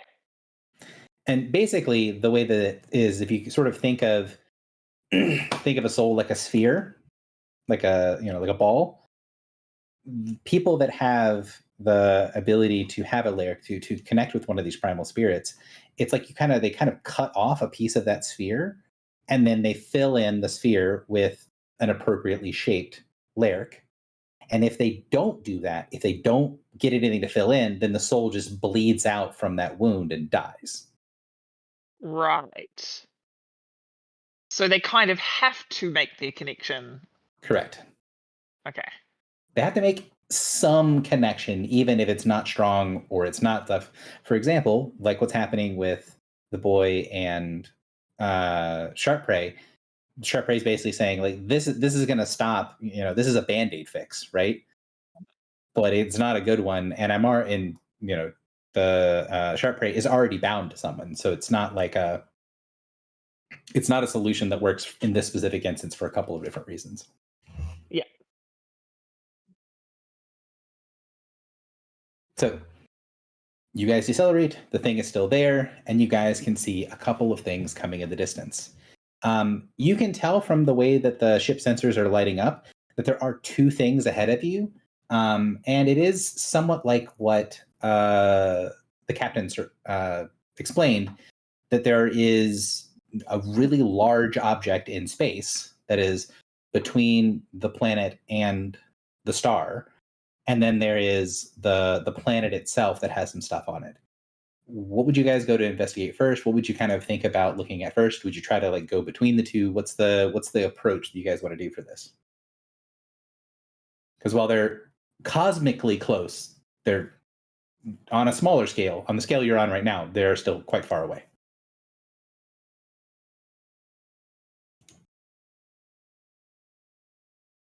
Well, I was thinking we'd want to look at the space station. Yeah, I was thinking probably the glyph will be on there. I typed that out, make it a little clearer. What I'm asking is, do you guys want to go to the station first, or do you want to go to the planet first? Is there any sort of ability to identify what the station is? Like, are they associated with any faction we would know? You guys know from talking with Captain Crom that this is like an ancient Forerunner, is that space station.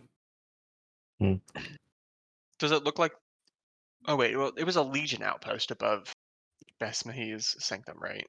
Yes. Okay.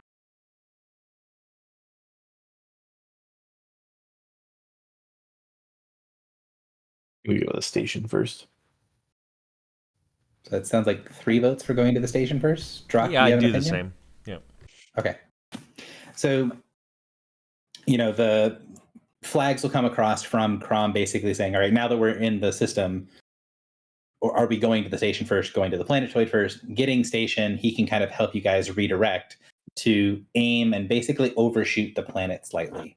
And as you get closer to it, the sensors griffle on the outside of the ship just show you just this incredible display that isn't really visible, but on your sensors, you feel like you're flying next to a river of energy that is going from the planet to the station that you can see off in the distance. From the planet to the station. Yeah, you're not sure that's the direction of it, but yes, between the planet and the station, Oh, okay. the ship is showing that there is a river of energy. It doesn't show a direction for the ship. It's Okay. basically that there's a beam of something between A and B that's not visible. That's not visible, but the ship can sense it.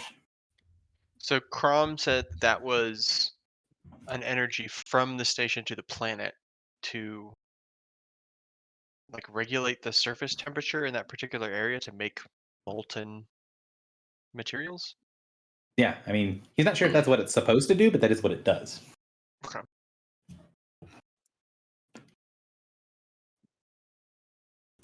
So, What if the planet is a dragon and it's sucking the energy out of it? The entire planet. so it takes you about an hour to get there. But here is the station. Oh, yeah. So the station is built in a similar ring design that you've seen a lot of different things. But to give you an idea of scale here, let's see if I can get this to actually. That's place light. Nope. Give you an idea of scale. Let's see if I can find it again. There we go. This here, which again circled terribly. Let's arrow.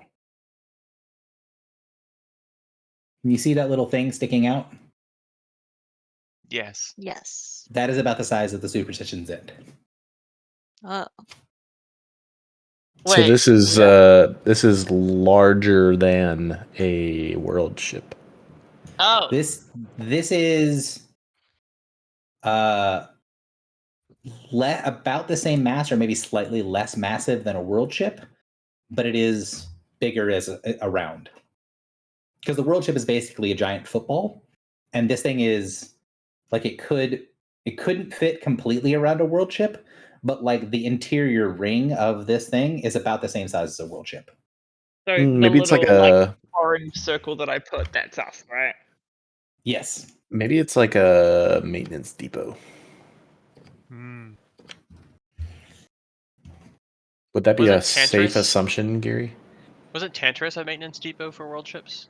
Yes. Mhm. Tantris was. You knew that's what Tantris was designed to be. You don't think a world ship could actually fly in that middle part, but it's a football shape, right? So one of the ends could go in.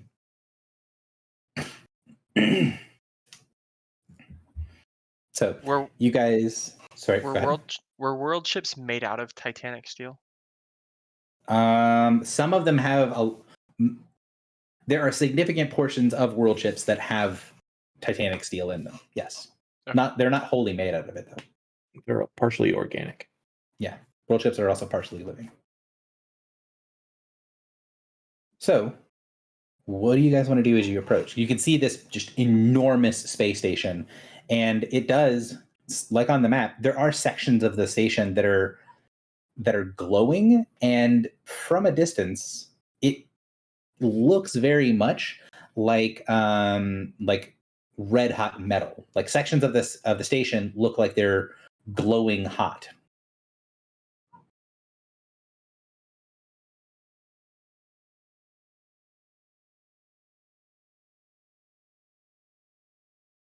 what you guys want to do. Is Does- there a dock? Yeah. So a lot of these things that stick out. So where is the arrow ruler? There it is. So these things that stick out around here, that radiate around, are docking stations for all kinds of different ships. And they're all slightly different, but you can see that this thing is designed to have tons of different styles and shapes and sizes of ships docked to it. Hmm.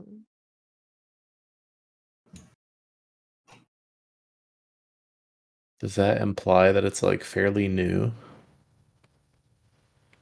From what you can see, And- it looks really old. It looks like old Forerunner tech. Does our beacon pick up anything about it? So the beacon sends back that there's some parts of the ship that don't show up on the sensors. Hmm. And basically, Griffle, what you can get is that beam of energy is going right down the middle, like through the center of the thing. And in many places, the ship sensors are basically overloading when it's trying to look at things. So think of looking at something through like a heat sensor, and it's hard to see details of anything around it because it's getting sort of overwhelmed by all the energy. Right.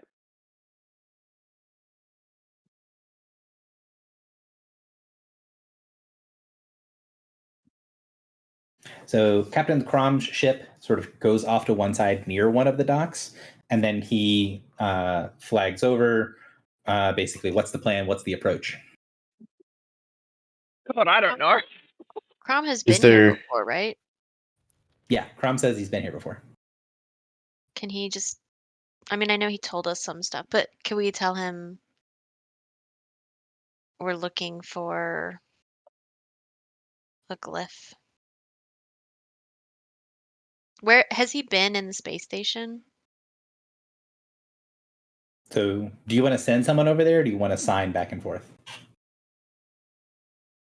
Send Morin over on a lift. Couldn't we just all go? Yeah. Yeah, to go to. Yeah. So you guys can jump over to Crom's ship. It does take a little bit of time, not like it takes like a few minutes to do because he only has 2 people that can jump and also will go aboard your ship. But you guys can get across and have a conversation with Crom. What do you want to ask? I guess Captain Crom, as you know, this is a stop on our journey through the cause. And in order to find our next location, we are seeking a glyph that may exude primal power. Do you have any experience inside the space station or on the planet that could be of use to us in our search? Well, he kind of shifts back and forth and says, I'll be honest. I have personally not been out here. However, it is tradition for crews that are made up of people such as us that everything is done through the captain. If members of the crew have their personal experiences revealed, their pasts might have a much easier way of coming back to bite them. So when I say that I've been here before, I mean one of the members of my crew has, and I've discussed with them in great detail their time here. He points over towards the planet and says, so when I say I was here to investigate that, see if we could put something in the way, shielding to stop some of the energy to get to the pools of liquid gold. And things went very poorly. The energies were far too great, overwhelmed any kind of shielding we could provide. And trying to find a way to get repair, the ship was in the sights of another vessel and had to flee back down the path before everything closed up and everyone was stuck down here. There was a outing sent to the station, and we went to look and see if there was anything that could have better shielding for the planet side. The station itself was being controlled by a Githzerai faction, who I don't believe are here any longer. But we weren't able to find anything on the station that would help us shield the planet. There was some discussion about doing things at the station to help more directly, but our captain decided against that course of action, and we left rather than getting raided and having everyone sold off.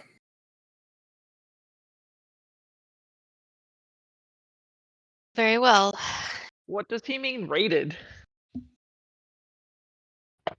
The diviners were able to see that should we stay an extra day to try to complete our mission and try to get stuff from the planet's surface, that we would be captured by Nyogi slavers and sold off, assuming that we survived the trip through the cause.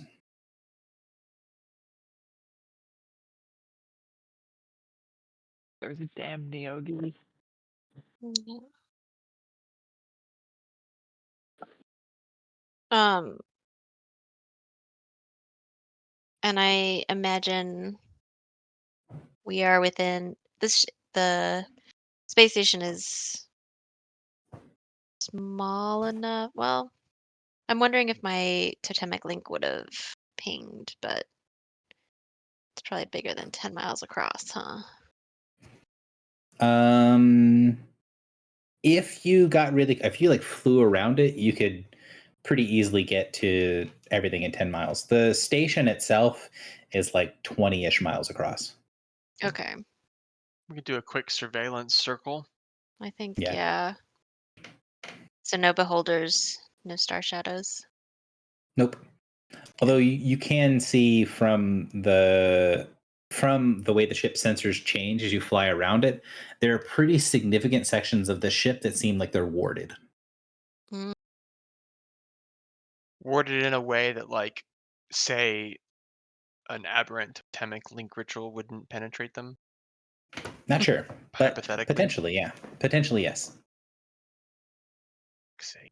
There's so much energy going through this station that it's kind of hard to say, like, oh, would X or Z work? It's like, well, the energy going through the station is like, having an effect on a planet. Whether X, Y, or Z would work is very difficult to tell because it's on a different scale than what you're used to dealing with. So we have like our security forces, like our golems and stuff, right? Mm-hmm. Are they corporeal? Like the Yes. like when we okay, and we deploy them. Like, can they? Like, how much sentience do they have? Like, can they follow complex instructions, or can they like make decisions within a parameter? Or So some of them are just basic constructs, so they don't have super complicated orders that they can do. The one that has the most complex instructions that you can give it is the fire elemental that is the dragon. He's about the only one that can understand fairly complicated orders and like have an initiative of his own. All of the Right. other security forces are, for lack of better terms, robots. Okay. Would the fire elemental be able to hang out on the planet and bring back some gold? Not sure. Also, how big is this energy beam? Like, size of a weapons platform that we could just open up to Al? The energy beam is roughly 15 miles across. So And a it goes- little bigger than our energy or our weapons platforms. Yeah, the energy beam is about 15 miles thick, and then it goes from here, like actually I have the numbers. It goes from there. Nope, wrong page.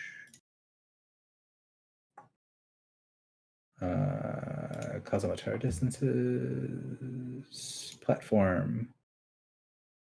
The platform is 121,900 miles from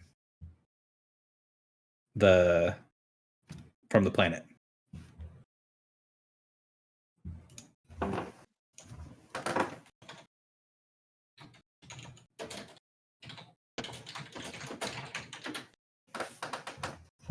Part of the reason that I needed you to make a decision of which one to go first is because you can only go to one a day. Like, it's going to take you a full day to get to the other one. Mm-hmm. So I feel like, again, Lakeshan things generate a lot of heat. Like maybe a giant heat beam that keeps a planet being molten metal. And maybe we start there, exploring the origin of this beam. Ooh, I just realized something. Griffle, could you give me a dungeoneering check, please? Yes, sir.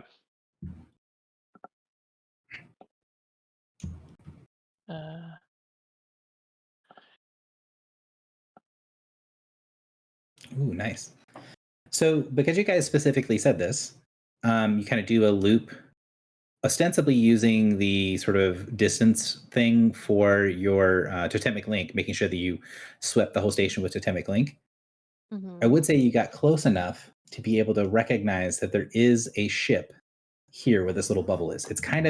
It's not where one of the normal docks are. It's sort of hidden inside of where the docks would normally be. And it's sort of camouflaged under the bottom of the space station. So like the docks stick out and then you can dock on the end of them. This thing is like at the bottom of the columns where the docks would stick out, and it's like flush against the side of the space station. And Do we the recognize anything about what it looks like? you guys would maybe not recognize it, but Crom 100% will. It's a Niyogi Death Glider. Oh no. Oh, What's So a it look- Niyogi? Niyogi are They're the spider ones, right? yep. Are those like- the ones that Bedvere said are like so untrustable that you should just kill them when you meet them? Yep. Yeah, like anything you do to them, they deserve. So you could Okay. torture them as much as you want to. Yeah, that was one of the potential Wait. sources of information, was that the Niyogi might know the answer, and if you torture the information out of them, then it doesn't matter because it's a Niyogi. sorry. Fuck. Hang on. Who said that? Bedvere. Bedvere. Bedvere So we're said it's asking- fine. Okay. We're asking like how we could get more information on my orb. He didn't specifically say torture them. No, he just said anything you do to them is fine. They deserve it. Yes.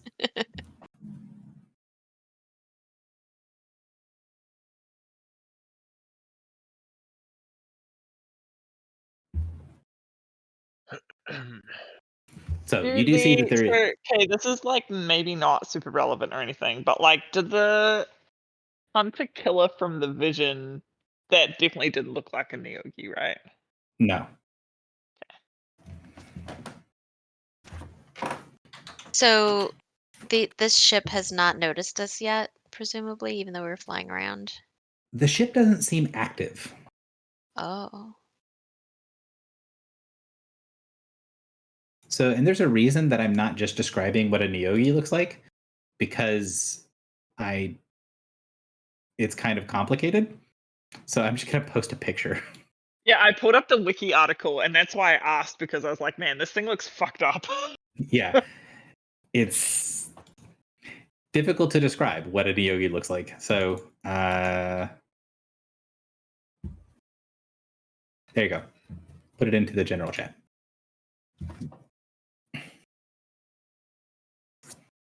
Oh. Okay. It's like an ostrich formian. Sure. It's got a bunch of weird appendages, and it's partially scaly, partially furry, partially chitinous.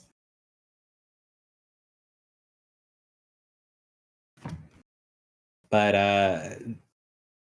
from everyone that you've talked to that said anything about them, they seem pretty universally hated. Challenge accepted. To be fair, we asked a guy that's like of a divine power source, so Hmm.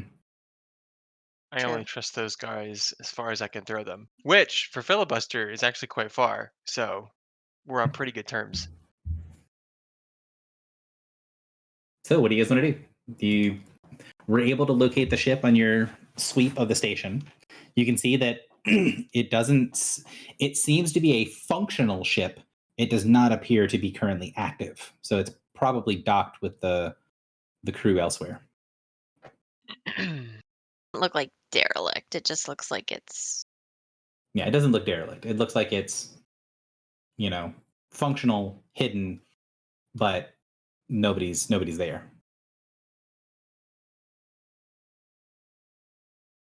Feel like maybe we'll find some on the ship. like it might be right. How do we feel about finding and eradicating slavers? Good. Are they slavers? Yep. Yes. Yes. I will say that. Would you guys let Crom know that you guys found that ship? More than 100% would. Yeah. Okay. Yeah. So, if you do that, Crom is going to, sign, because I'm assuming you guys went back to your ship after the initial stuff, or maybe not. Maybe you're still there for the fly around. So, if you tell him, "Hey, this is what's here," Crom will say, "They should be destroyed, but also their ships have quite a few valuables on them. Are you thinking that you are looking to salvage this? Or is it worth it for us to just do what we can to destroy it from here? It looks defenseless, which is the best way to fight." I mean, we could liberate it. God. It's a humanitarian mission. Liberating a ship is not a humanitarian mission. When they're Just- slavers, it is. For Um, humans. Captain Crom, might you consider this a component of your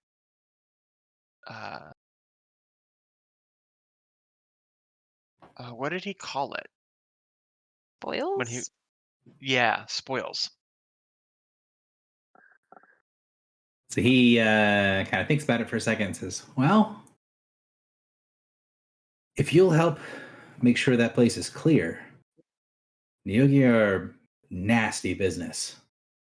But if you're saying if we clear it," and you can tell that he's saying we as in my ship and your ship, Right. that we'd be able to have rights of first salvage.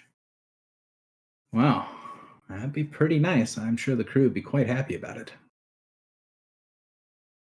As far as we are concerned, you will have those rights. He nods and goes, "Just so we're on the same page, I have a little history with the Nyogi, and I know that they have slave pods on board. And if this is a successful Nyogi glider, then that means that they've got anywhere between 10 to a couple hundred slave pods with people in them. I don't know what things are like in the part of Sulban you're from, but out here we don't do slaves. I don't consider that part of my take, and I'm not going to stand around if they're going to stay slaves." We have liberated many in our day, and we will happily liberate these as well. So you can tell that he's like tense for a second, like he's not exactly sure what your all's opinion of this is. And then he, after that, he sort of smiles, relaxes for a second, and says, "Well, just saying, if we're keeping track of the value of things. I consider the value of a free soul to be, completely invaluable, not even worth calculating in. So, Oh, actually, we have a very complicated system to determine the exact value of those souls. he Like your gives bank you a card. strange look at that. Arguably then, not incorrect. But you can sort of see what he's aiming at, right? Like he's Yes. saying that if you take the whole value of the ship, the slaves should have a certain effectively gold piece value. And he's saying, I'm planning on freeing all of those, and I don't want to be docked for freeing the slaves. Right. Yeah. 100%. Hey man, that's my whole shtick. I got a religion for you. So Some literature you Um, might be interested in. So Crom will say, okay, we need to get close. They use a lot of their slaves and such for fodder. The back of the ship will have a spin disc in it, and the front will have a lot of the important compartments and things like that. The interior of the glider is mostly one big open space. There are crew quarters and the slave pods. The crew quarters are down below and the slave pods are above. But a lot of their stuff, they don't care about outside space. So there's very little of the interior that is normally controlled by one of our shields. If we fly our ship close enough, we should be able to cover the entirety of their ship with the atmosphere from my ship and yours. And then we can board and get everything squared away. So he's, gesturing, kind of showing better than I can do over Discord of kind of showing you where things are. Mhm. And then he's just like, if there are any Neogi on board the ship itself, they're going to fight like a cornered animal. They consider their gliders to be sacred. So boarding their ship means that they're going to kill us or die trying. If you guys want to do this, we're going to need to get through. We need to finish the job if we started.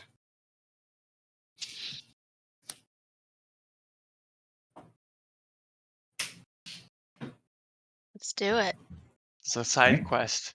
Gary's offering us a side quest. Right. So fly Well, down hold up, because we can't be interfering in the culture, like the Prime Directive guys. We can't interfere in the cultures of others. These are warp-capable cultures. Prime Directive doesn't count. Wow.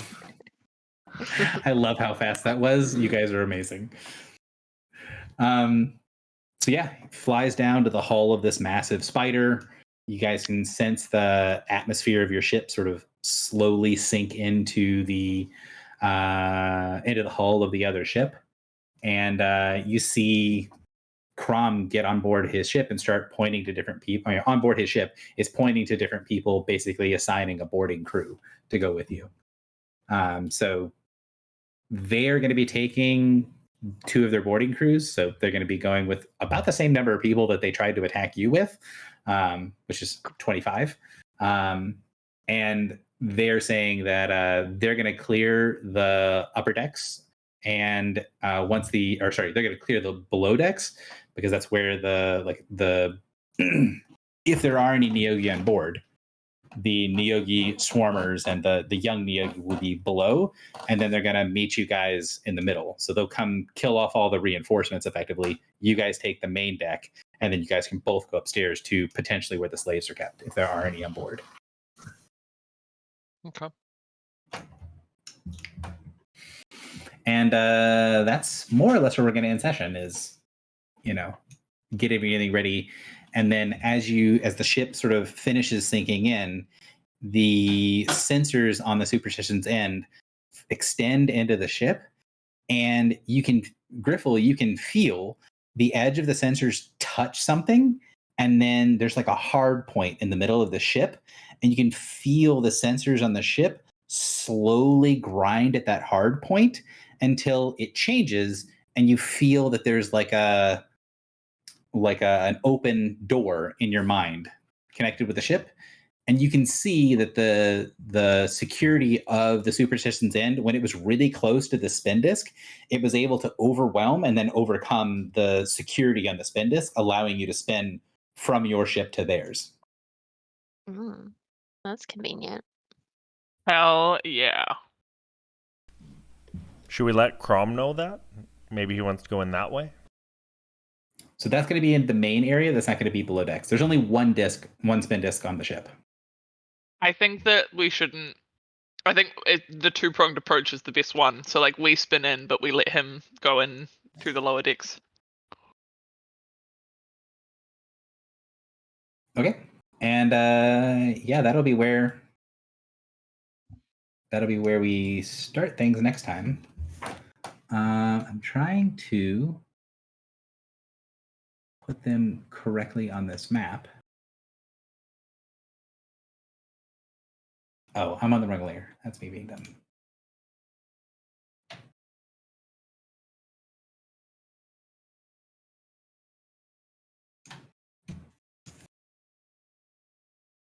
So you'll be able to spin into anywhere in the green box. And then like stuff like the battle mines. I'm not seeing anything. Yeah, we're on the wrong. Yeah.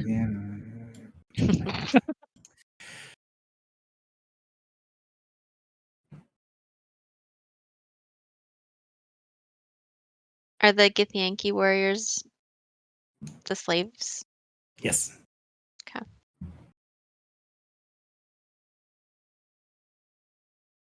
So the green box in the map is where you guys are going to be able to start, and then we'll start here for next time. We might end slightly early today, but